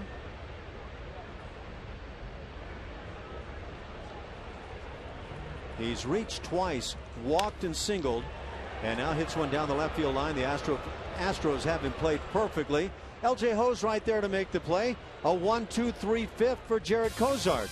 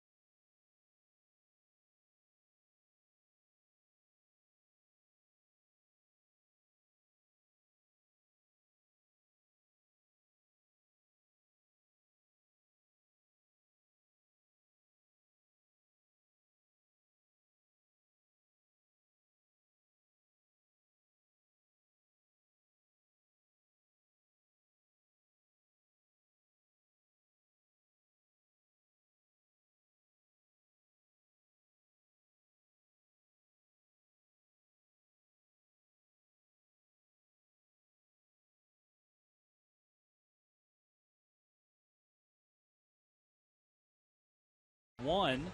We're going to take a look here at Jason Castro facing left-handers this year.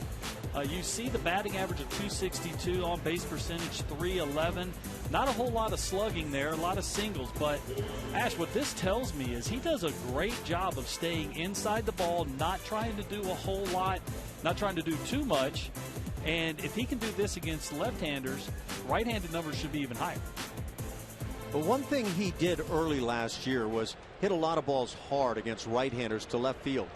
And a lot of those were outs, and I think it was a frustrating time. This year, I haven't seen him quite on the baseball the same way, although he is starting to get hot, starting to pick up some of the extra base hits. And then late last year, he found it against left-hand pitching. Yeah, he started turning on some balls, starting driving the balls a little bit. But if he can do that for his career, 262, that's going to bode well for the Astros and him having a long career, because he should struggle against left-handers or struggle more against left-handers than righties. When it was all said and done last year, Jason Castro did okay against the left-hand pitching, hitting 242 and had 4 home runs. And again, much of that, as I recall, in terms of the home runs especially, was done late in the season. Yeah. Well, I can tell you one of the things that I've noticed this year, the pitchers are working Jason Castro a little bit differently than they did last year. High fastball thrown by. It's 2-2. And what I mean by that is he's the 3-hole hitter. He's the all-star. You know, he's the guy that's on front of the schedules, and he's the face of the franchise right now, him and Jose Altuve. So the pitchers are working him a little bit harder than they did last year. That's a good job staying on the slider. That was the Laredo slider down. You see Zunino wanting that ball in the dirt just a little bit more. But the pitch before that was the sidearm fastball that he had fouled off over the third base dugout. If you're a left-hand hitter, eventually you have to find a way to succeed against left-hand pitching. And it's a tough assignment. Castro down on strikes. Foul tip hung on to by Zunino, and 1 out here in the 6th inning. A 1-1 ball game. Early on, it looked like the pitchers might struggle, but once they found a little footing, they have locked in. Elias up to 96 pitches. That's why the Seattle Mariners have action in their bullpen. This ball just inside on Carter. I believe Leon's up in the bullpen once again. He was up at the end of the inning last inning. Dominic Leon.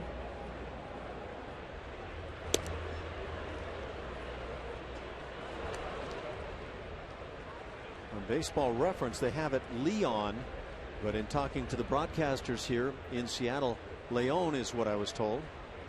So we'll go with that for the time being.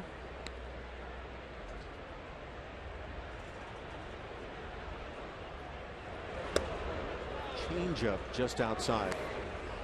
Well, this strike zone has not altered during the night for Paul Nauert. No, it hasn't. That's actually a very good pitch. He's got good movement, good arm action on it. He hasn't got very much confidence in it. And you see him miss several times, but if he can get control of that pitch, it could be a big pitch for him. It looked like Seattle wasn't really overly concerned about walking Carter with 1 out.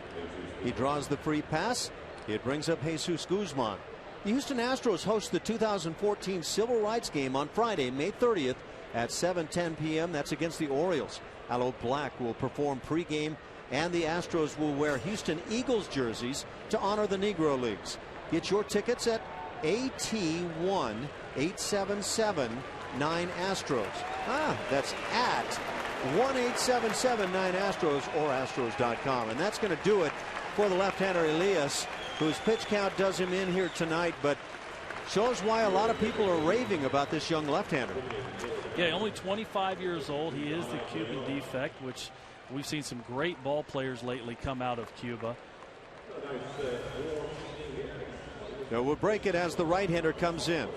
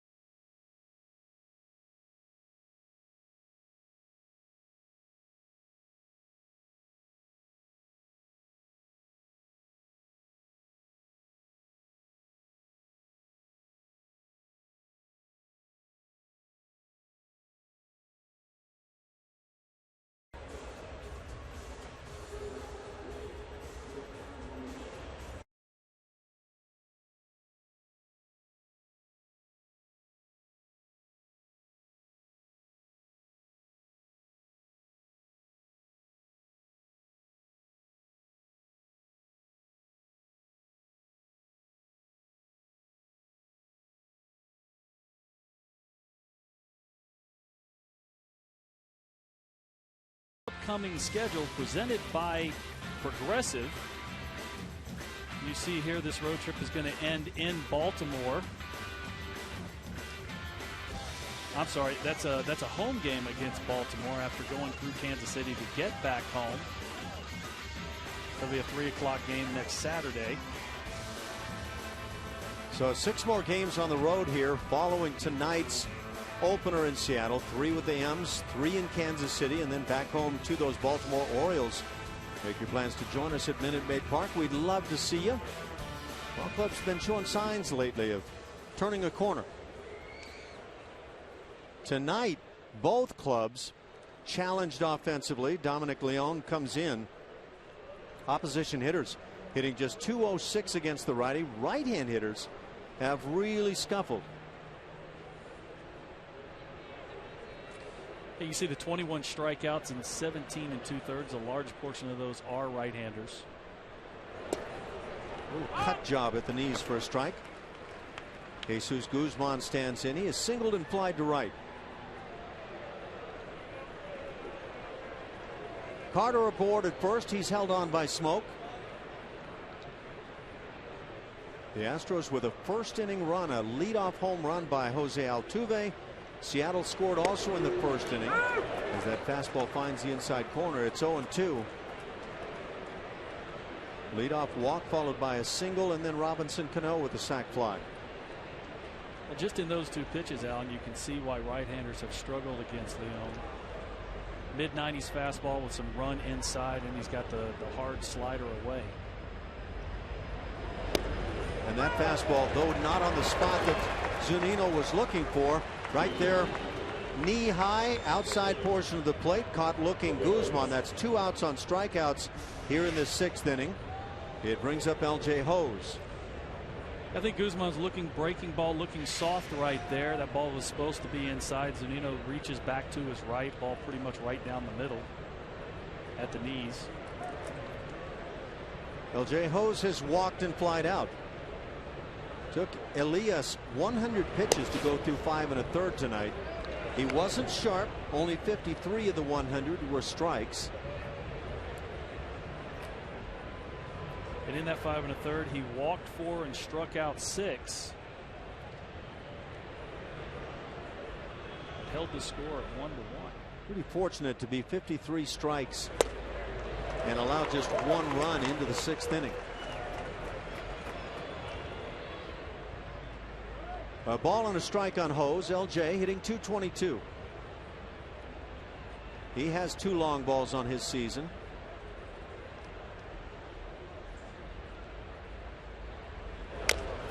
High chopper, third base side. Trying to make the play is Seager. Did he touch the ball? They have called it a foul ball. Seager tried to make this play and came up empty apparently. If he touches the ball in fair territory, that's a fair ball. A little bit of a sheepish grin. Bo Porter stirring in the dugout, trying to figure out whether he did touch this ball or not. I can't tell by watching that replay, can you? I couldn't either. Not just the one view, no. Here's a different view. Bounced off the plate. Now it looks like he missed it. Yep. Charlie Furbush, 41, is up for the Mariners in their bullpen. Lefty.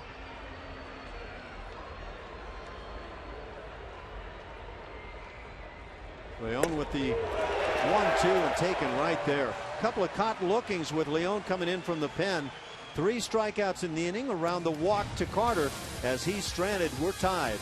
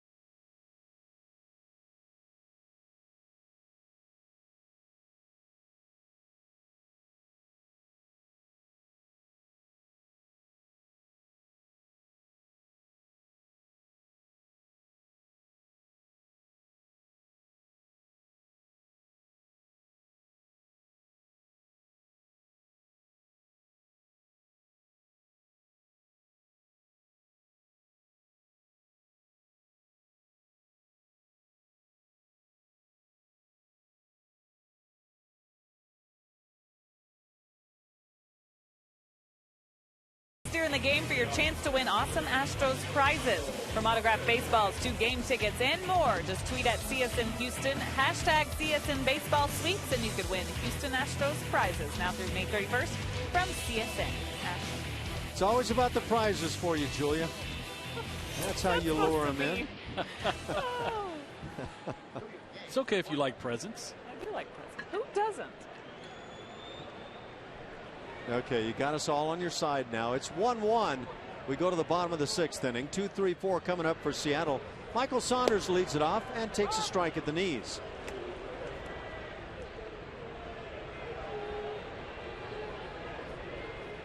Saunders on the night has singled and grounded into a double play. That was started by Cozart, and a big one in the 3rd inning. It came right on the heels of a single by James Jones to start the inning. 1-1 the count. Other games around the major leagues today. Texas defeated Detroit. So the Rangers lose Prince Fielder and put 9 runs on the board today in Detroit, downing the Tigers 9-2. That was HOU Darvish winning over Robbie Ray. The final line on Elias, 5 1/3 of 3-hit baseball, walking 4, striking out 6, gave up the home run. That was the only run he gave up. The first pitch to Altuve. HOU Darvish allowed just a couple runs in that 7-inning job. Curveball chopped up the first base side, and it rolls foul. Darvish now 4-2 for Texas. Good job of Cozart there, letting that ball roll foul, not panicking, letting the runner go by before he reaches down and picks it up in foul territory.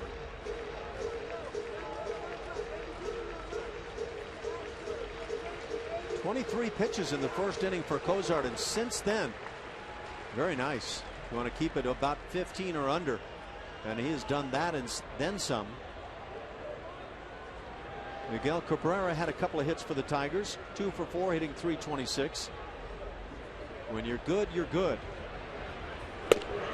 Fastball inside edge, 93 miles an hour, and running back nicely. That little sinker for the strikeout. 3 on the night now. Make that 4 for Cozart.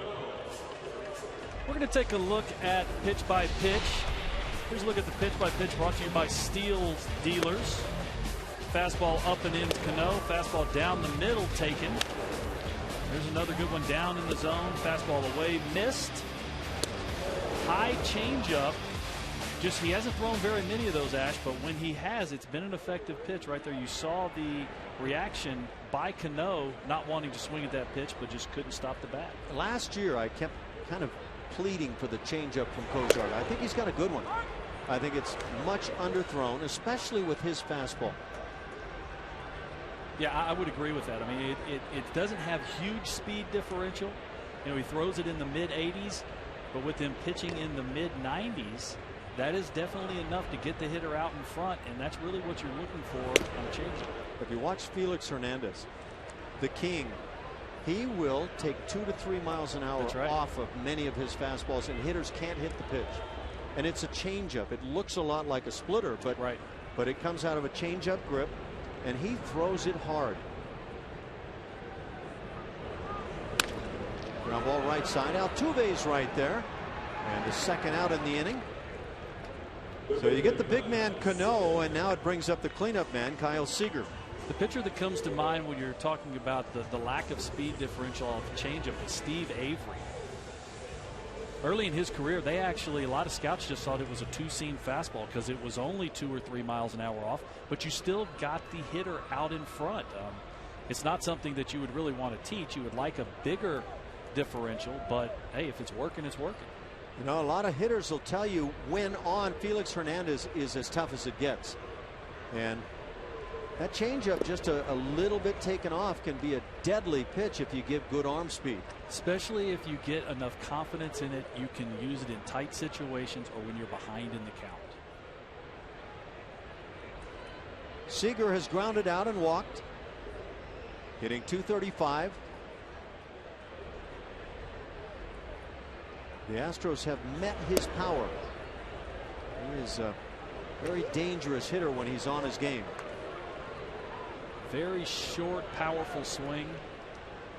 Astros saw that a couple times back at home at Minute Maid last time they faced these Mariners.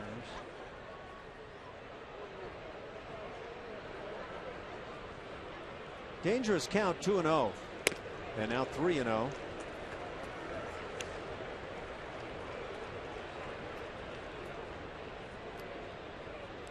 You don't want to walk him, but you don't want to come in fat.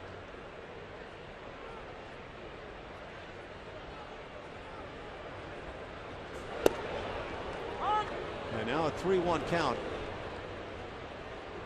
Shift on defensively.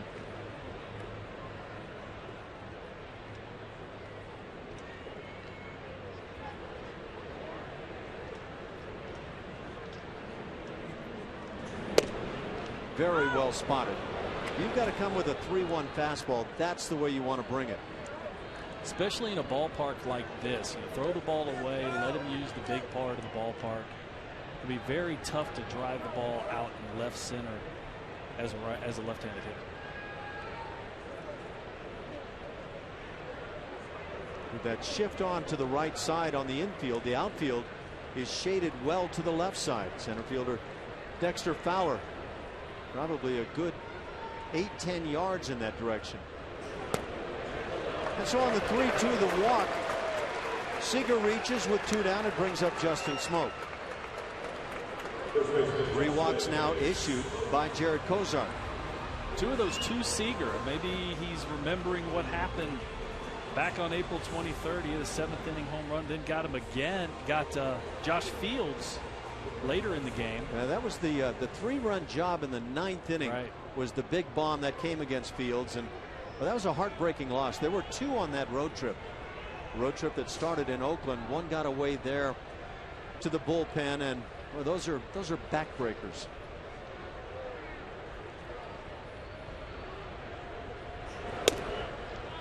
Just outside. We've seen both Castro and Zunino holding pitches tonight and just waiting for calls.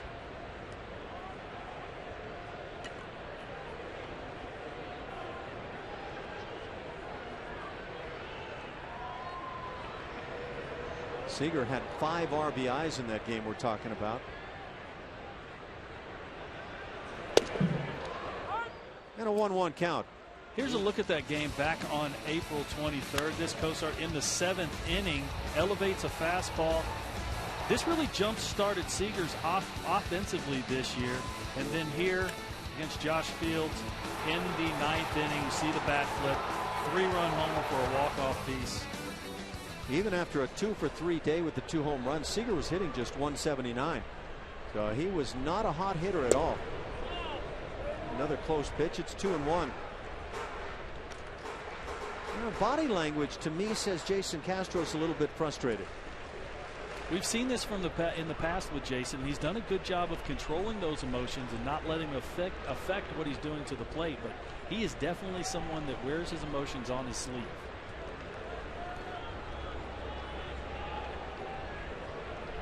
If your catcher's frustrated, you have to believe that it takes a lot of restraint for the pitcher to deal with things. Sometimes you get a home plate umpire that has a liberal strike zone, and sometimes not.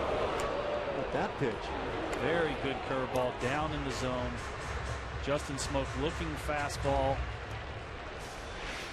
This pitch right here is right where you want. You see how high it started? It's got great depth on his curveball. It's really one of the reasons, again, why I don't know why he doesn't strike out more guys. See where the catch was made there. Shoe top high, and yet the swing was right at the knees. And that tells you how much the break is out there at the front of the plate on that pitch. Fastball got him at 94. Couple of strikeouts in the inning, 5 on the night for Kozar. He works through the walk in the 6th. We're still tied.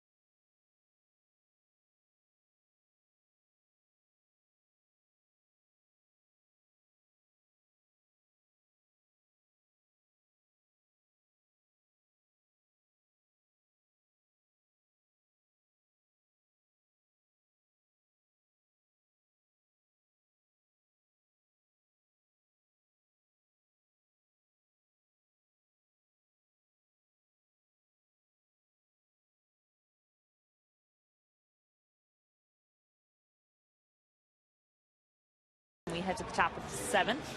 Every Thursday home game at Minute Maid Park this season is Dollar Dog Thursday, and the next chance to feast on some Dollar Dogs is Thursday, May 29th against the Baltimore Orioles. For tickets, call 1-877-9-ASTROS or visit astros.com. We asked you a question on Twitter earlier, and we got some good responses from you guys. Thanks for tweeting at us. The first one, well, the question was, are you concerned about George Springer's health after last night, that hip flexor injury? Tough not seeing him out there, but he will bounce back. Springer is a stud. Also, not too concerned. Good they rested him to be sure, but if he says he can play, trust the guy. Good stuff. Thank you for tweeting at us, Ash. Thanks, Julia. And Julia's down there around the players, and she said that George was pretty confident today. Should let Julia tell the story, but sounds like all is good as first pitch is fouled off by Jonathan VR. And Julia, do you anticipate seeing Springer in the lineup tomorrow? I would say yes. It's hard to tell, though. You know, George Springer's a guy that really wants to play no matter what, and so it's just tough for him to come in and tell him he doesn't want to play. Just very sore. So if the soreness goes away, I expect him to be back in there. But Bob Porter and the Astros, I think, doing the right thing there, just making sure that he had the day off today. Julia, him walking around in the dugout down there, do you see him limping? Not at all. No limp, and I didn't see it at all today. He's almost playing it down a little bit. You know, it's probably a lot more sore than he's trying to make it out to be, but he's a tough guy, and he even told us, I'm a young guy. I'll get over this. I'll be fine in no time. And then I felt old, so. Yeah, you're old. Yeah, some of the good news I thought was watching Springer last night on the airplane, and he was moving around as if there was nothing wrong. So it was really good to see, and hopefully we see him back in the lineup soon. I'd hate to see him out long enough to kind of slip back with everything that he seems to have learned to this point. I think that was the toughest part for him. He didn't, you know, after a game like that, his swing was starting to feel good, at bats were feeling good, and that to happen. So I can't see this holding him out. And it happened in that game with the great defensive play. I mean, great in right center, and the home run. The only run the Astros would score against Jared Weaver.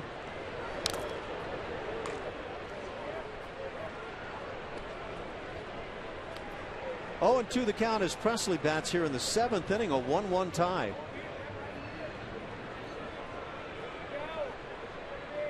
Dominic Leone, a 16th rounder in 2012, grabbed by the Seattle Mariners.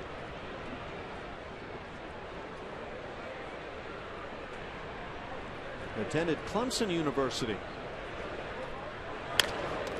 Ball hit on the ground is short.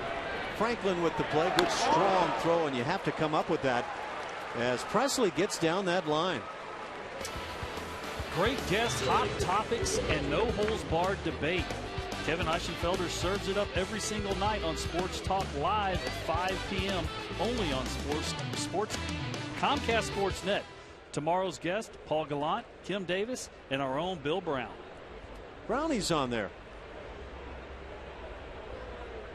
Brownie will knock him dead. Conversation with Kevin. Back to the top, Jose Altuve, 1 for 3. That home run in the first pitch of the night. It didn't stay in play long. It did not. Fastball middle in. Jose did a great job of keeping his hands inside and not hooking it foul. Perfectly placed heater at the knees. Ball and a strike.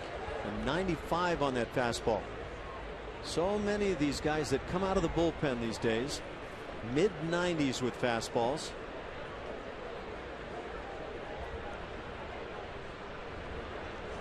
Ash, I think that's one of the big reasons why we don't see the extremely high batting averages anymore. Second hit of the night for Altuve. He goes the other way and lines the single, so he's 2 for 4. And right there among the leaders in hits in the major leagues. Boy, that's beautiful. Outstanding job of not trying to do too much, just barrel the ball. And he just does a great job of using the whole field. We saw him spin on it in the first inning, hit the ball to straightaway left, then hit the ball down the right field line here. And I tell you what I see with Altuve is a guy that isn't thinking one way or the other a lot of the time.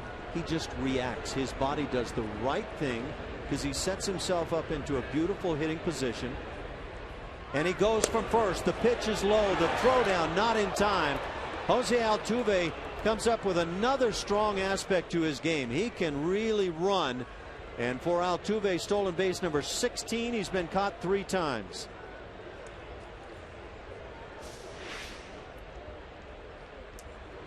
He got a great jump right there. Leon not really paying attention. Zunino had no shot whatsoever. Ball sailed a little bit towards right field. Nick Franklin had to go over and get no tag whatsoever. And now Altuve in scoring position. It's a 1-1 count on Fowler. The reason he got in there so easy is Leon's got a big leg kick. He's a power pitcher. A lot of times you see those guys have those bigger leg kicks. They're a little slower to the plate. Jose Altuve recognized that, stole the base easily. Altuve leads the American League. Rajai Davis is second. And now 1-2 count on Dexter. That's a good slider down and in after throwing those mid-90s fastballs away. You're going to see the depth on this pitch. Just a very tough pitch to figure out how to get the barrel of the ball to. We heard that from Blummer just the other night. That's stolen base number 36 for the Astros as a club. That's second best in the league. And very close. This is a very aggressive ball club when they're in tight ball games. I mean, when you see them in blowouts, you know, they kind of pull back the reins a little bit. But when they're in tight ball games, they're going to Bo Porter's going to push the envelope and really try to manufacture some runs.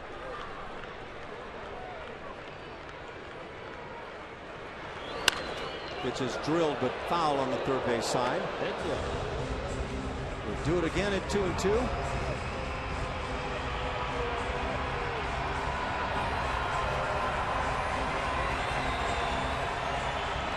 The Detroit Tigers lead the league in stolen bases. They have 38.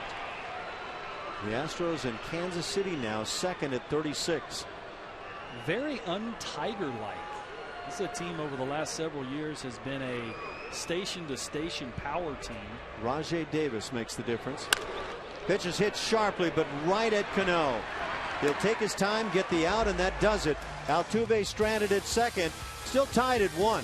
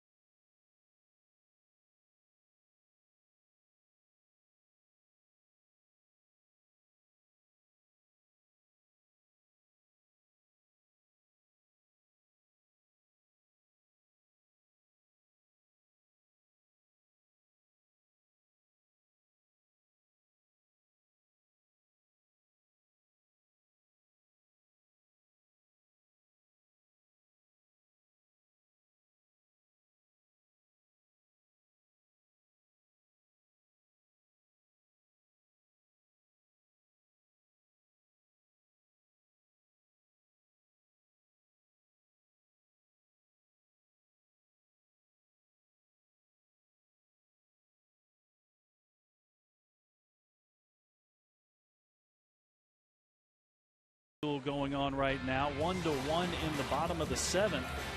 Colin McHugh last night continued his outstanding pitching there in Anaheim, going 7 innings of just 2-run baseball, only giving up 4 hits. It wasn't a loss, but outstanding curveball, showed great command of the fastball.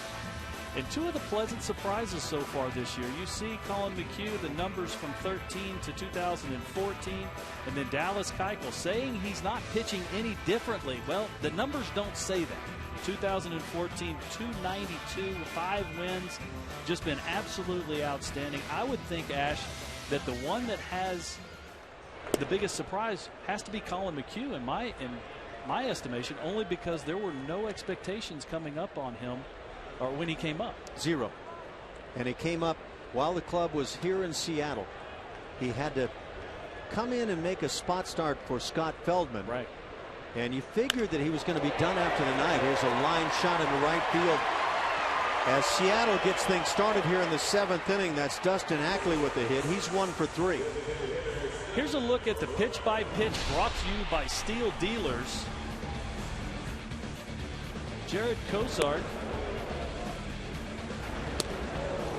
This is going to be just his strikeouts. You're going to see, we keep saying he's not striking out very many guys. He does have 5 and 6 innings. Very good stuff. Done a remarkable job of keeping his pitch count down. And you see him still out there with a 1-1 tie, giving up only 4 runs in the bottom of the 7th. Cozart at 90 pitches. So he should be able to get through the 7th inning handily in that regard. Both bullpens active. Seattle with a right-hander throwing. The Astros have Tony Sipp, the left-hander, up and tossing. Stephen Romero at the plate. He's 1 for 2. Cozart has thoughts about Ackley at first. Ackley looked like he was leaning a little bit right there. Good quick move. Cozart tough to steal on. You talked about it earlier tonight. Has a very quick slide step move to home plate. And quick feet going to first. Yeah, he doesn't give up the stolen base.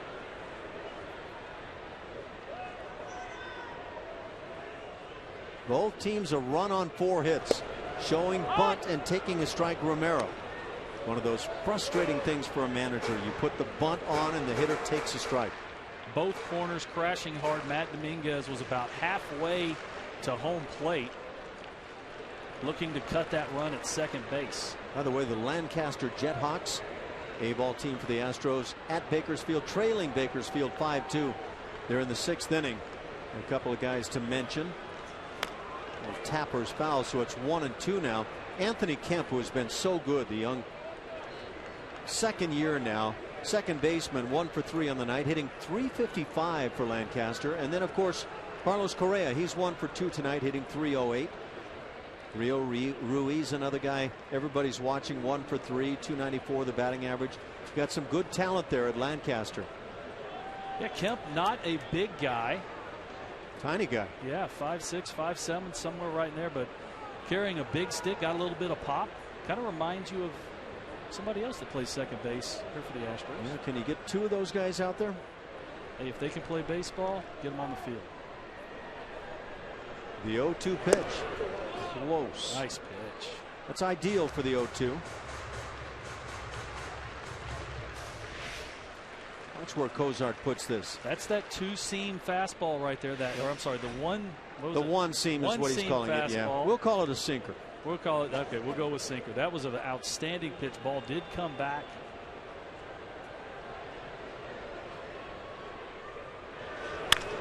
There's a line drive into right field.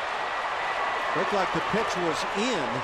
This great hitting from Romero, second hit of the inning, and now Seattle has a little something going.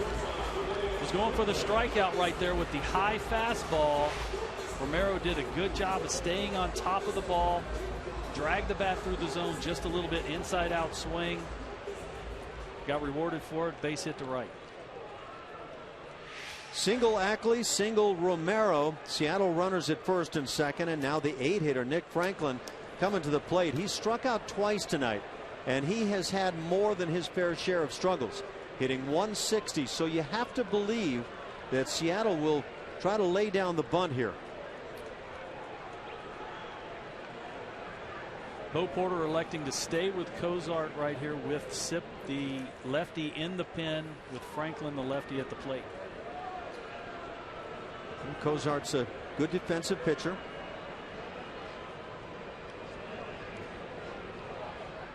So we'll see how Lloyd McClendon plays this. Tony Sipp is preparing himself, and he has prepared very well since joining Houston. Showing bunt, Franklin takes the breaking ball high.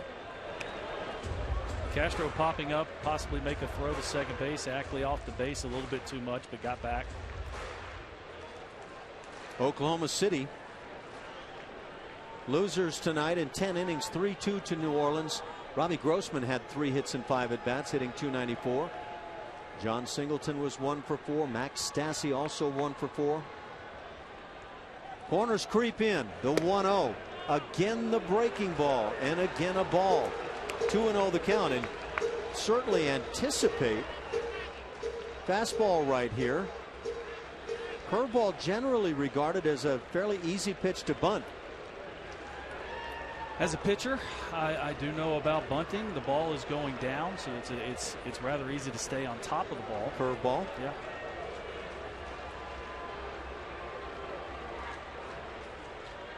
Got to find the strike zone here. And that fastball kicks away from Castro. Runners move up 90 feet. Now runners are in scoring position. And a 3-0 count on Franklin.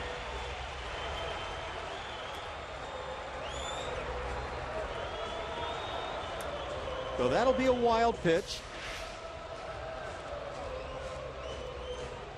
It just looked like a fastball. He got too much on top of it and just spiked it. Bad time for the wild pitch. Now no need for Franklin to lay down a bunt unless you're thinking 3-2 square, 3-0 squeeze, but can't imagine that taking place. Infield comes in for the Astros.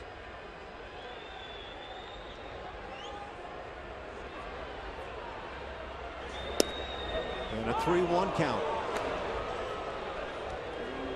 Altuve laying back just a bit on the right side.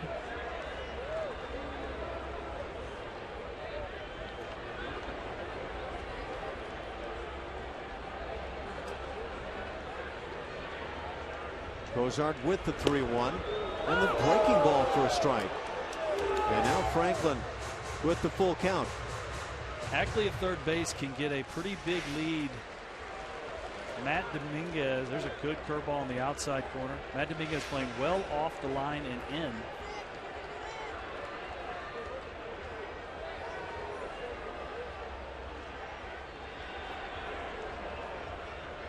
Pitch number 100. Breaking ball stays high. That'll load him up. Well, maybe not a bad thing to happen. That gives you the chance for the double play through the plate.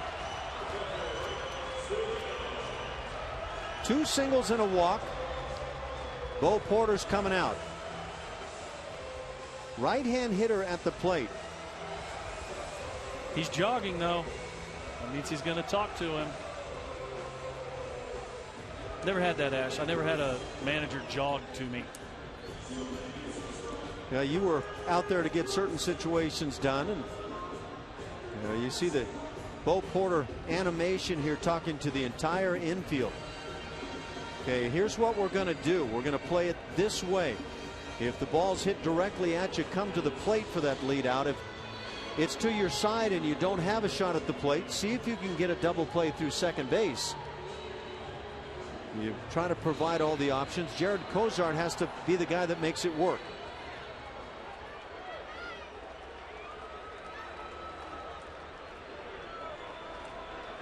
So it's a 1-1 tie, but the Mariners trying to break it open here in the 7th inning.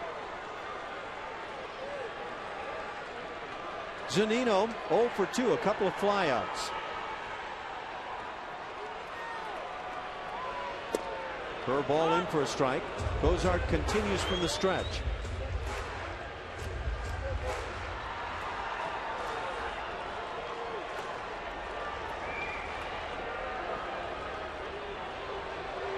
Infield is in. The outfield, Presley and Hose are a little deep. Dexter Fowler playing pretty shallow in center, but they're all straight up. Well, you can't give up a ball over your head as an outfielder in this scenario, I wouldn't think. 0-1 pitch inside. Sacrifice fly provides a run, but a ball over your head provides likely 3. Yeah, it does look like Presley and Hose are playing no doubles. Dexter Fowler a little bit shallow.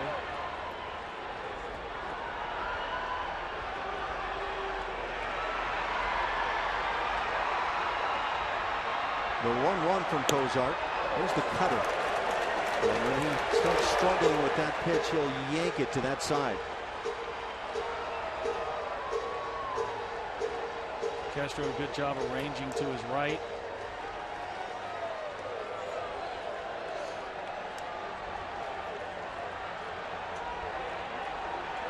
Dangerous count. 2-1.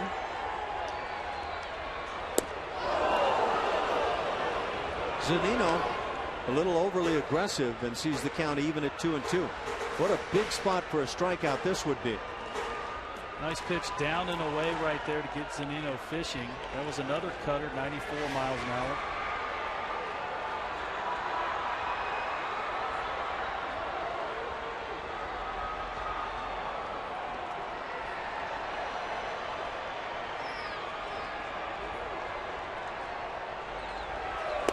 Got him. There's the cutter for the strikeout, and that is huge. Number 6 for Cozart, out number 1. And now the double play can get you out of the inning. It won't be Cozart, however. Bo Porter comes out. He's going to point to the bullpen and bring on the left-hander Tony Sipp, as James Jones, the leadoff man, is due up. Great pitch, great location down in the zone to get the swing and miss. So Sipp comes on as we break it.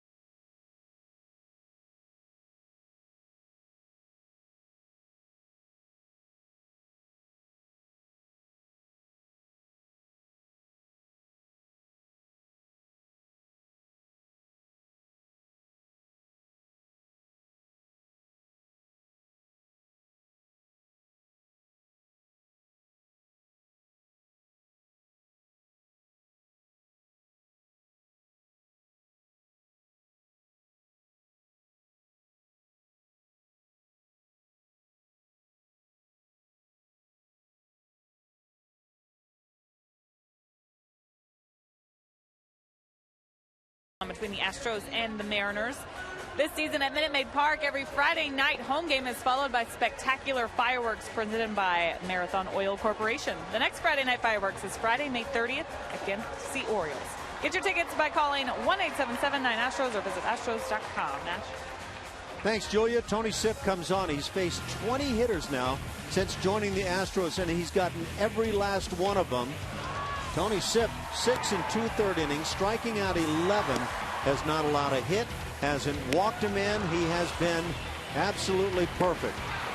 Yeah, he really has, and it's been remarkable what he's done. I think the biggest number for me is the no walks.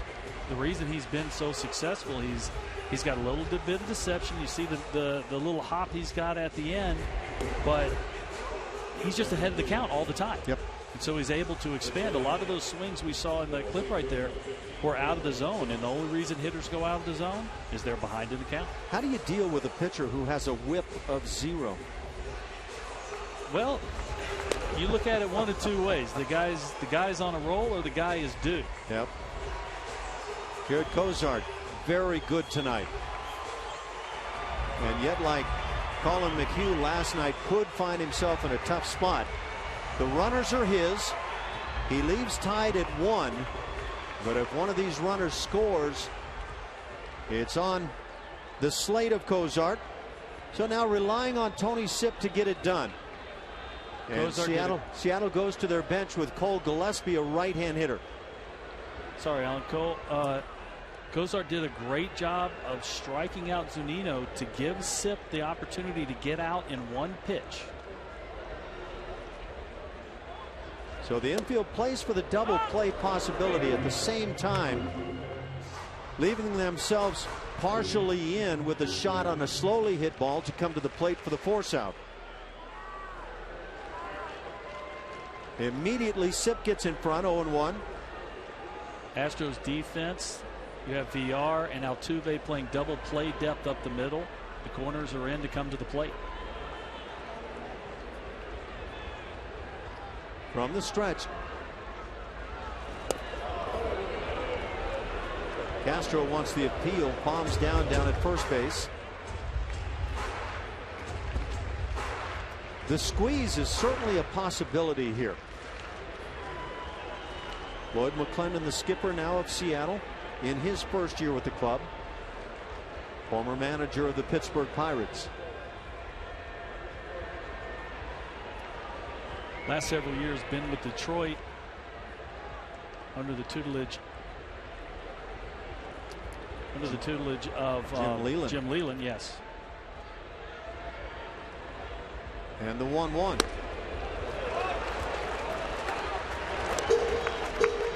The tough part of putting on a squeeze here with the bases loaded, there's a force play at the plate. So if you're thinking in that direction, it has to be a really good bunt. Matt Dominguez not playing what you'd call in on the third base side. Now he has definitely moved back behind the bag. He's looking for the ground ball double play also. 3-1 and nowhere to put him. This is not the place to put your first man on base. Sip got ahead 0-1, now 3-1.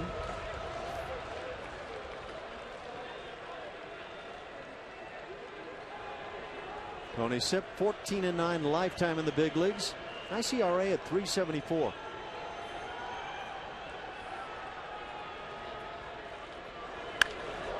Pitch is popped up.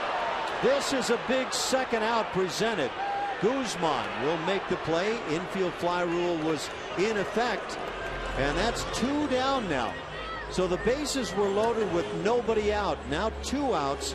Cozart got the strikeout with Gillespie at the plate. Sip gets the pop out, and now it's the left-hand hitting Michael Saunders coming to the plate. After starting him off with sliders, big pitch, fastball in Gillespie. Gillespie can't get inside the ball. Pops it up. Infield fly. Guzman makes the catch. Big pitch right there by Sip. Michael Saunders 1 for 3. He is singled, grounded into a double play, and struck out. One final big out to get here in the 7th inning. And a good slider to start him. With the bases loaded, Bo Porter can't put the full shift on. VR playing to pull, but Matt Dominguez way off the bag at third base.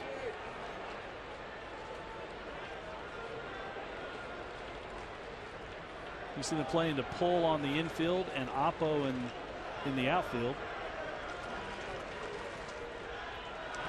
Nice job by Castro. That changeup in the dirt.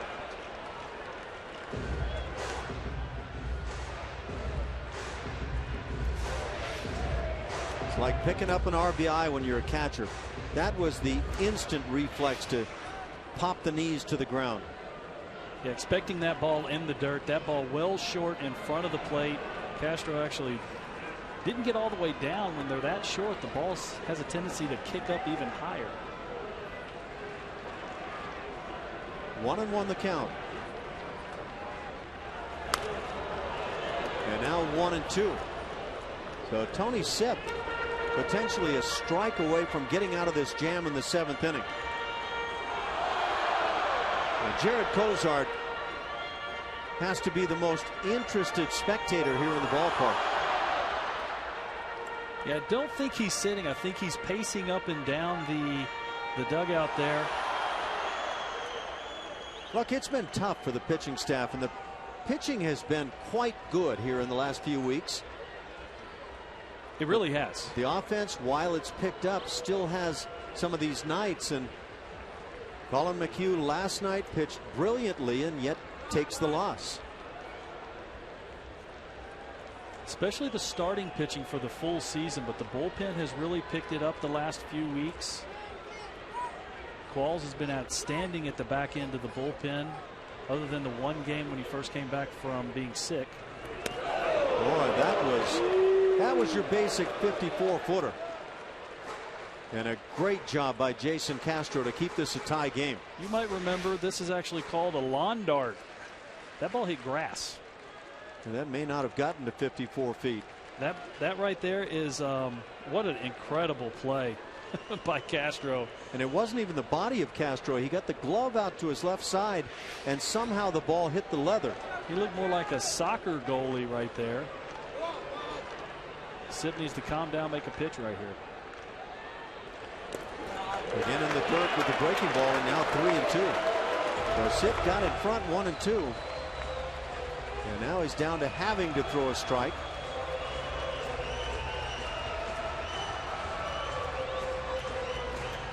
Two singles and a walk here in the inning against Cozart. He got a huge strike out of Zunino. Sip came on, got the pinch hitter Gillespie to pop out, but now 3-2 on Saunders. Base runners will be going.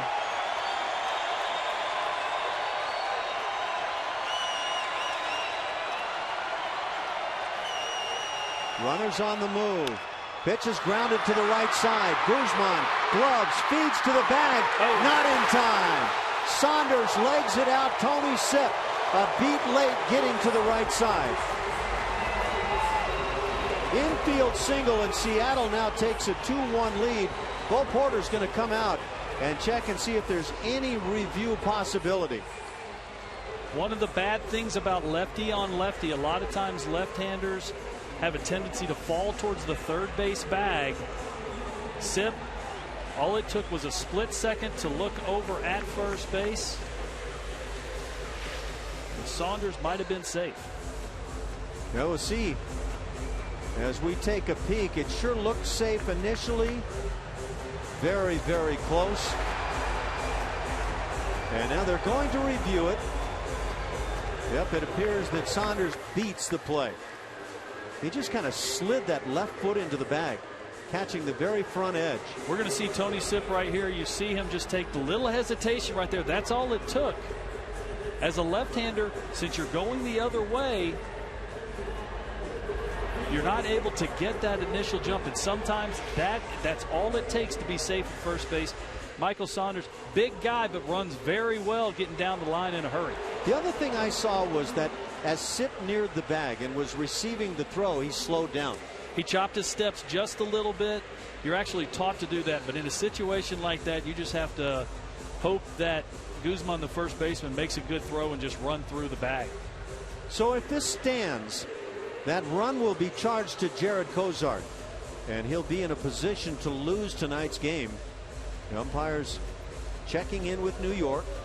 And again, the umpires have no part of this decision now. We're going to take one more still look right here, and you see the toe of Saunders on the bag. Sip not quite there. That's about as close as you can get. It's even on the big screen, Alan. 13,836 umpires believe the call should remain safe here. But these two umpires haven't got word yet. Why does it take so long from New York? Why is it so easy at the ballpark and so slow in coming from New York? He is safe. Seattle leads it 2-1. We're going to take one more quick look at Tony Sip right here, post making the pitch. And you'll see him make the pitch. He looks, and just that hesitation right there, Alan, that's all it takes. He gets over there in a hurry. But as a left-handed pitcher, right-handers usually fall towards the first base side. Left-handers go the other way. And sometimes with a fast runner, that's literally all it takes is that split second. Yeah, I'm stunned that Tony Sip would have had any delay moving to the right side with the left-hand hitter at the plate. Not sure what Bo Porter might be asking about right here.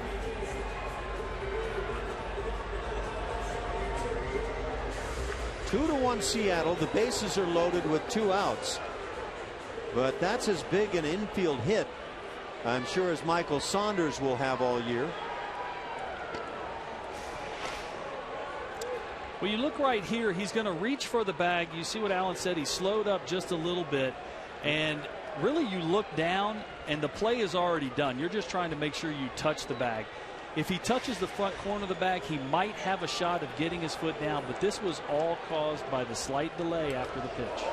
And now again, a pitch in the dirt. Well, runners move up. It's 3-1 on the scoreboard. So apparently we both missed a second run coming in on that play. 2 runs scored on the infield single by Michael Saunders. Got to watching the play down at first base so much, and apparently a trail runner, Stephen Romero, came in and scored. And now the runners at second and third. And they're going to walk Cano intentionally. And Cano is a very good hitter against left-hand pitching. It just doesn't matter a whole lot with Cano whether it's righty or lefty.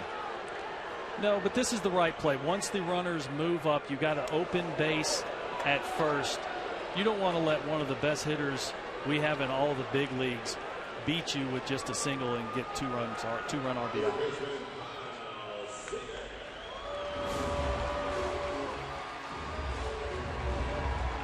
Well, 2 runs are in here. The bases are once again loaded on the intentional pass. It brings up Kyle Seager, the cleanup man. And we apologize somehow for missing that second run on the infield single. But all the focus was at first base. Great base running by the guy at second base, which is Romeo, to continue running around third to score. Sip, after making the play, did not turn around and check the base runner at third. And he just kept on coming to score the 3rd run of the game, the 2nd run of the inning for the Mariners. So the intentional pass of Cano loads him up. Kyle Seager with an 0-1 count. He's walked a couple of times on his night, just 0 for 1. Pops it up left side foul territory near the dugout. And that'll be back on top of the dugout. 0-2 the count. Excuse me, the runner at second was Romero, rounding third and scoring that 2nd run. 2 huge runs for Seattle with 2 outs here in the inning.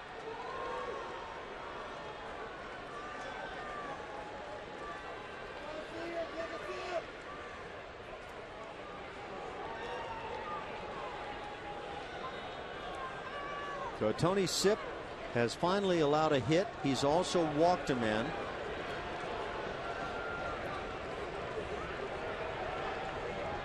Three earned runs against Cozart, 1 more potentially belonging to him.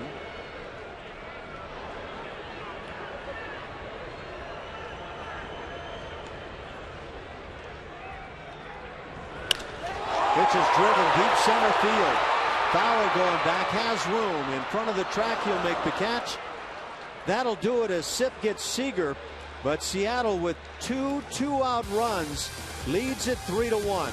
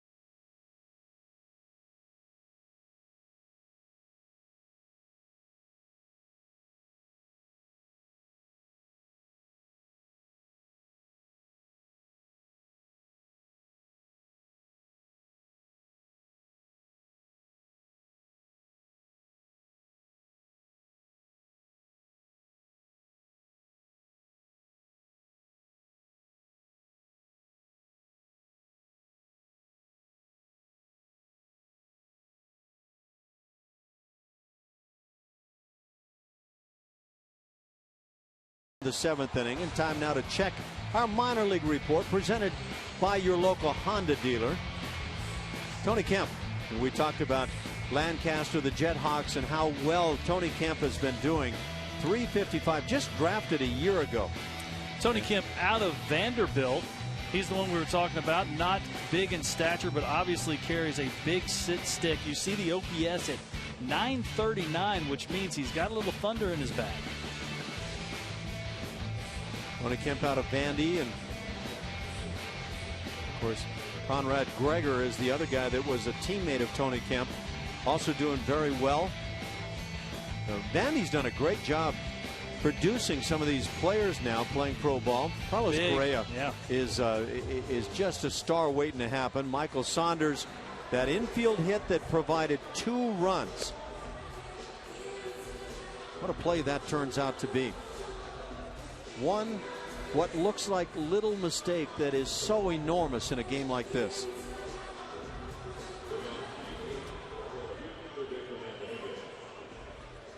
So Seattle goes to their bullpen. Yoeris Medina will come on and pitch now. 3rd pitcher of the night for Seattle. Elias, Leon, and Medina. Tough spot for the Astros. This Seattle pen has a lot of big arms that come out throwing high velocity. Have to see if they can put together some quality at bats. Matt Dominguez leads it off. He's the 3-hitter tonight, to be followed by Jason Castro and Chris Carter.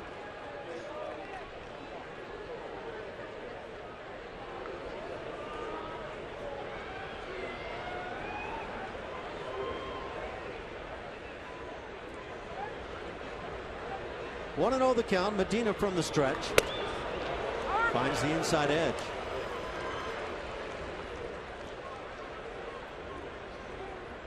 Medina has worked 18 innings, allowing just 15 hits.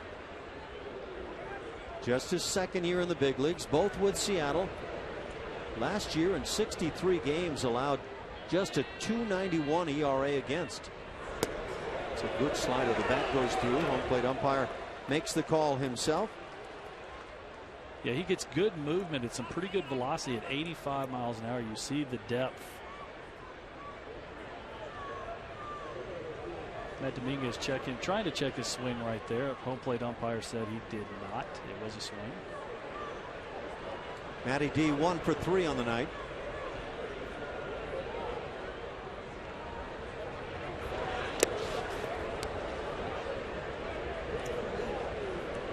And a 2-2 count. The Astros need some base runners here in the 8th inning. Jason Castro waiting on deck, and he's had a long 0 for 3. Wonder how much Castro was yelling get over on that little ground ball hit to Guzman. Chances are he was yelling, but just was a spectator for a split second. That's really all it takes. Cozart, hard luck recipient of that situation, ends up giving up the 3 earned runs in 6 1/3 innings, pitched much better.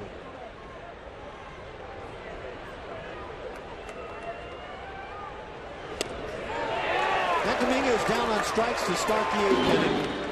That's now 9 strikeouts of Houston hitters. With 1 out, it brings up Castro.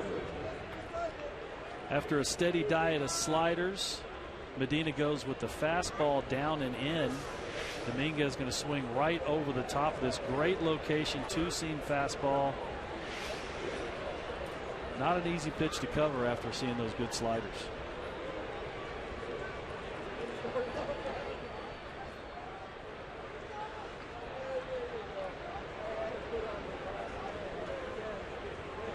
These tight games that get away and you get good starting pitching, and of course the motto is you get good starting pitching, you win ball games, and all that sort of stuff.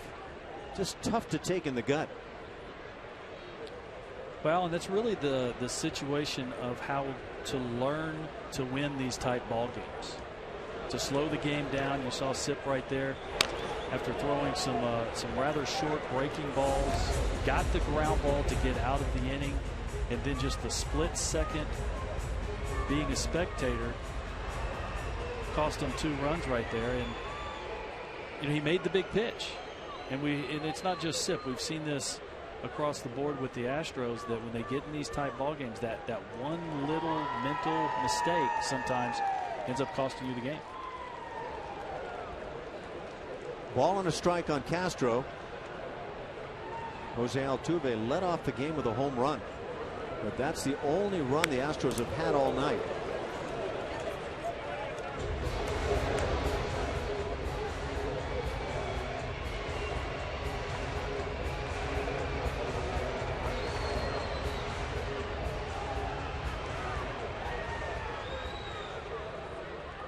The Astros starting pitching has made a serious move upward here in recent times. They're 9th now in the American League in ERA.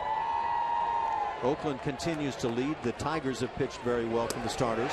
Castro's down on strikes, 2 in the inning, 10 on the night against Houston, and now 2 outs as Chris Carter comes to the plate. It's Castro's 3rd strikeout of the night, and you see that good hard slider that Medina throws going down and in. You can see the angle of the ball right there, cutting across the screen. Just a very tough pitch after him throwing in the mid-90s and the ball going the other way. Houston starting pitching coming into play tonight is better than these clubs: Baltimore, the Boston Red Sox, the Texas Rangers, Cleveland, Minnesota, and Chicago. And so it's starting to become a respectable starting staff. No doubt, no doubt. They've done a wonderful job of pitching ahead in the count, making quality pitch after quality pitch. And I really think you see a guy like Brett Strom, his presence showing up on this staff. Slider, and the count at 0-2 on Carter. Josh Fields we saw loosening in the pen. The Astros are still dead last in the American League in terms of relief ERA.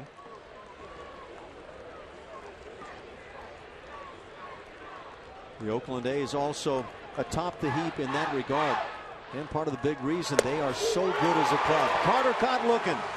Medina comes in and strikes out the side in the 8th inning, and the Astros continue to trail by a pair.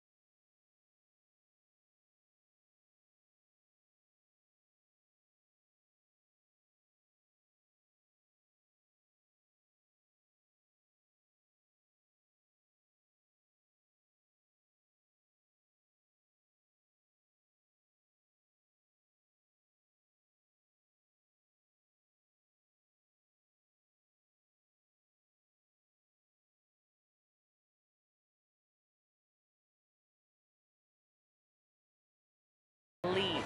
As promised earlier in the game, here's your AT&T fan photo of the game. Let's see who it is today. Oh, nice. I know this Twitter person. Thanks for tweeting us. That's pretty awesome. Tweet your photo to hashtag CSNHFanPhoto for a chance to be shown in an upcoming telecast brought to you by AT&T. I see a lot of pictures from this guy. With Very the active. gnome. It's good stuff. Nice. Yeah, thanks, Julia. Julia, did you get yourself a gnome? I did. You got it with you on the road, or did you? No, I should have brought it. Isn't that what we're supposed to be doing, right? We're supposed to be taking pictures of him. Maybe that's what we need, is the gnome to come along with us and get some of the winning ways. The rally gnome. New pitcher for the Astros, Josh Fields, making his 18th appearance to lead the club. Last time out, pitched a scoreless 8th inning against the Angels. Has 21 strikeouts in 15 1/3 innings on the season. Last time that Fields pitched on this particular field, he got lit up in the 9th inning. Yes, he did. But since he's been back from OKC, he's actually thrown the ball very, very well. Bo Porter really trying to get his confidence going. Guy still has a big arm. Could be a guy that work in the 9th inning again, but Bo is really trying to work on his confidence slowly. Well, he's got a 9th inning arm. There's no question. Some reason it hasn't worked out. He had 5 saves a year ago, a couple this season. He's got a 12.9 Ks per 9 inning, which is outstanding. That says closer. If he can get a little bit better command of the fastball. Pitch foul down the left side. He could very well be the guy the Astros look for in the future in the 9th inning. But he's going to have to cut down on the walks. He's going to have to get a little bit better command of that fastball. Speaking of command on the fastball, Fernando Rodney warming up for the Seattle Mariners in their pen. Well, there's your strikeout with the high cheese. 96 on the Heat. Smoke's gone. It brings up Dustin Ackley. Field set that up with a couple curve balls, then 96 miles an hour, letter high, up and in. Smoke just can't get to it.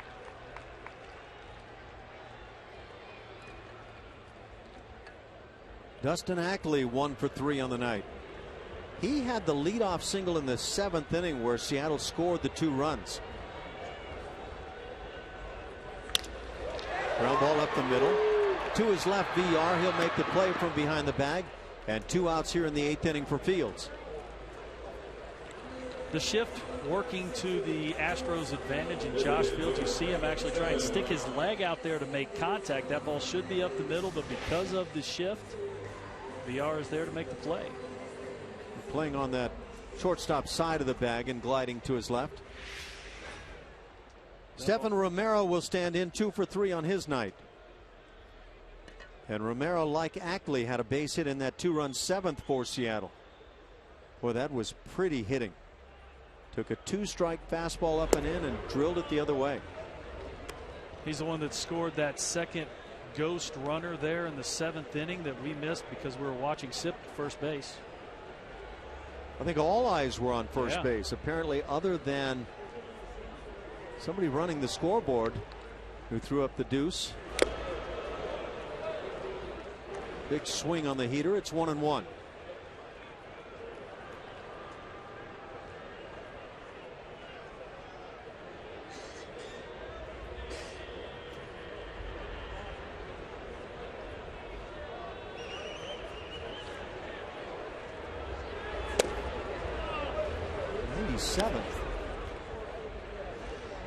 Looks like Josh Fields is enjoying this little bit of cool weather here. Getting loose out there. Again, a legit 9th inning arm. How do you explain having this kind of stuff and struggling so much in the 9th inning or late in a ball game? Alan, to me, it's just about command of the fastball. He's got the very good curveball. Sometimes that pitch is hard to control because it's got such a big break. But it really comes down to him putting the fastball where he wants to, down in the zone. That's going to open up the fastball up in the breaking ball. Count stays at 2-2. For the Astros in the 9th inning. 6, 7, 8 coming up. Jesus Guzman, LJ Hose, and Jonathan Villar due up.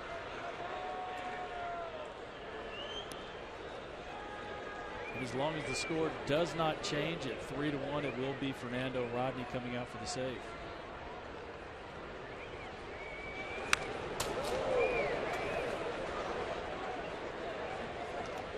And that heater's got some life. I don't think he's thrown a fastball below 95 so far tonight. Guys remaining on the bench: Marwin Gonzalez, Mark Krause, Carlos Corcoran, and George Springer, assuming he's available tonight, and we don't know for sure.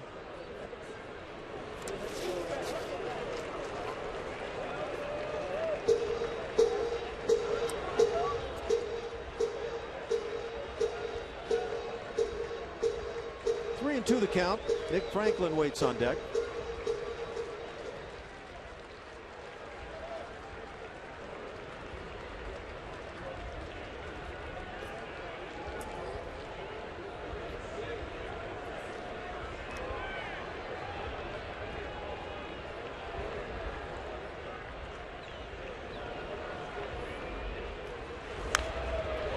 Again, fouling it off on a ball coming right at Mike Stanton. Not gonna lie, I flinched right there.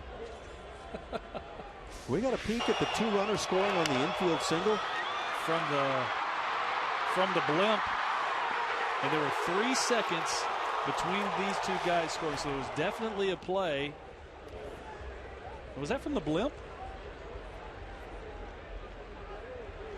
The Goodwrench blimp. Alan, you remember the Goodwrench blimp? The Goodyear blimp, yeah. The commercial was Goodwrench. Oh, the Goodwrench blimp? Okay. It's a 2-out walk to Romero. It'll bring up Franklin. Here's the camera angle we got that from. Obviously right on top of the stadium here. But I think that was the only camera angle that we got it on, Alan. I used to live within about, I don't know, 10, 12 miles from where the Goodyear blimp was parked. Yeah, in spring. No, not that one. There was another right out in Southern California where I grew up. Okay, yeah. okay. Of course, for a long time, the one was there in Spring. Yeah, it's no longer there. That's all car dealerships now in Spring, Texas.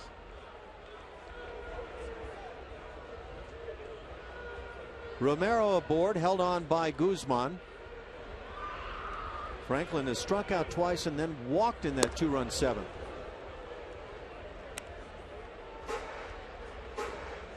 Initially asked to lay down a bunt.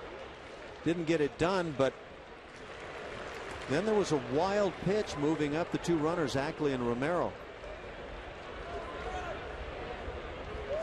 It looked for the world like the Astros were going to get out without any damage. With nobody out, Zunino then struck out. Pinch hitter Gillespie popped out. But that's when Michael Saunders hit the ground ball to the right side.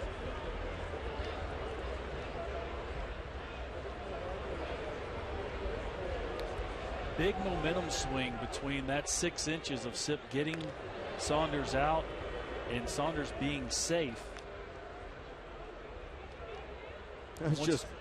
Once those 2 runs scored, Astros win really came out of the sails of the Astros.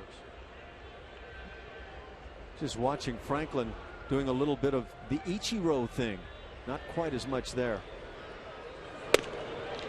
0-2 the count. Franklin does not have his offensive act together this season. 160 the batting average. Been a lot of discussion of Franklin being traded. You got to find a willing partner. Yeah, and him hitting that low, that definitely doesn't do anything to his trade value. Down on strikes, 3rd time for Franklin tonight. That'll do it for Seattle in the 8th. So we're down to the 9th inning as Fields has a strong inning. 3-1 Seattle.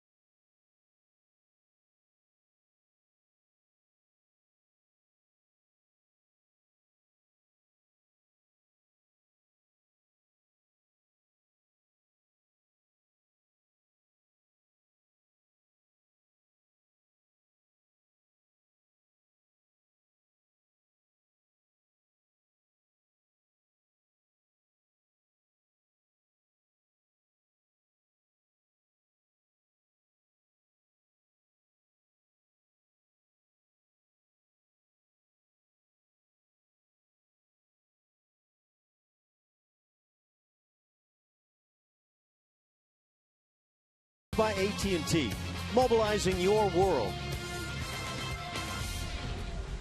We move to the 9th inning.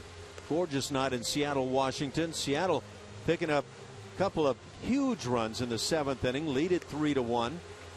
The Astros offense has been limited once again. They had just 2 hits last night, and now they're faced with the closer, Fernando Rodney, here in the 9th inning. 6, 7, 8 spots coming up here for the Astros.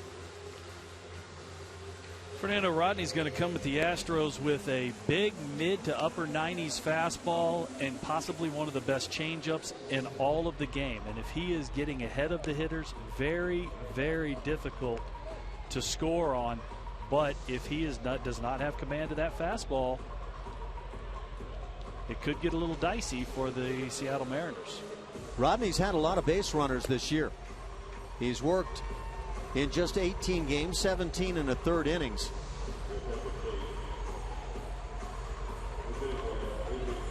Rodney with a whip at 1.6, almost to 1.7. He's had 9 walks issued, 20 hits allowed.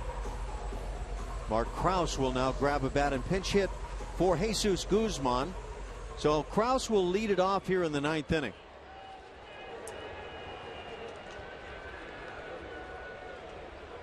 Marwin Gonzalez, another one of the guys we mentioned on the bench, has a bat. He will pinch hit for LJ Hose, at least for the moment. He's in the on-deck circle. So the bench comes into play here in the 9th as Rodney falls behind.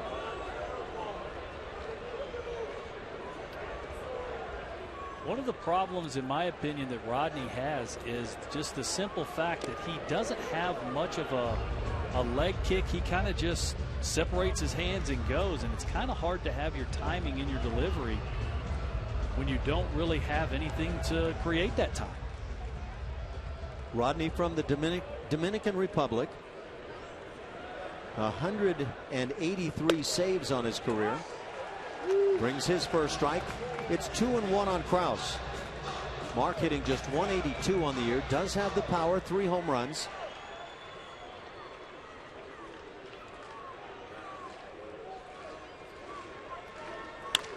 Ground ball sharply hit up the middle, but ranging wide is Franklin. He'll make the play to get Krause, and out number 1 here in the 9th. The Astros continue to trailblaze the Pacific Northwest tomorrow night against King Felix, Robinson Cano, and the Mariners. Pregame live starts at 8:30 only on Comcast Sportsnet. That ball back up the middle there by Krause did make contact with Rodney's leg, but it happened to bounce straight to the shortstop. So a 1-6-3 on the play. LJ Hose had a walk in 3 plate appearances. Marwin Gonzalez standing in, hitting .267.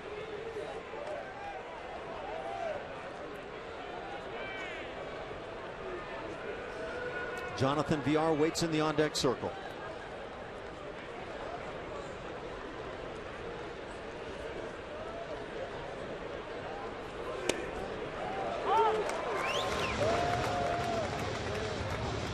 Rodney's been around a long time. Still brings it pretty well. 93 on that fastball. Came up with the Tigers in 2002. He's pitched with the Angels as well. Tampa Bay in his first year here as a Mariner. It's a good changeup. Yeah, that's a good changeup. Good speed differential. It actually has some movement to it. And it's one of the reasons why when you get behind in the count to Fernando Rodney, he can be just devastating.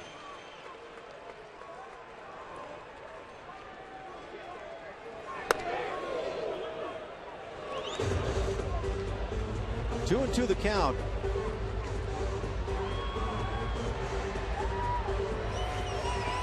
Rodney had 37 saves last year with Tampa Bay, and the previous year 48.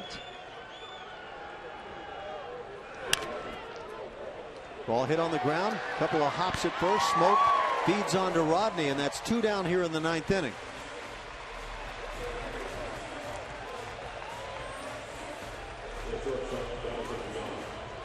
Down to an out. VR comes to the plate.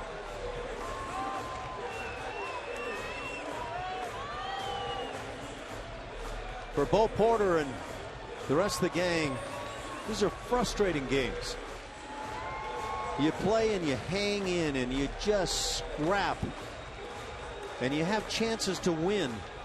And it feels like so many nights it goes the other way.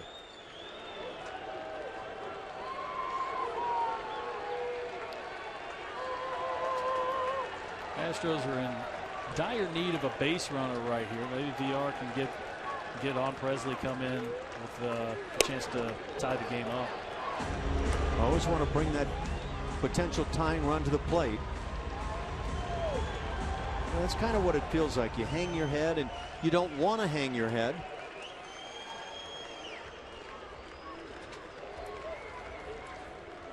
What do you do to get it turned around? A 1-1 count.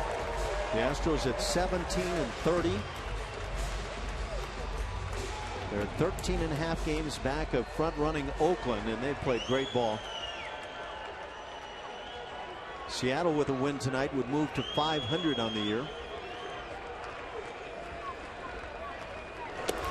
With the numbers that you read off earlier, it's not a coincidence that Oakland leading the American League West, since they have the best pitching staff as a whole, both starters and relievers in the league. Well, then you top that off with the offensive side of the game. They lead.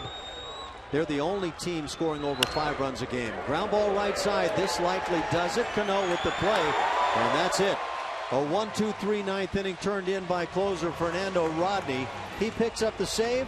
Seattle picks up the win. 3-1 tonight in the first of 4 with the Houston Astros.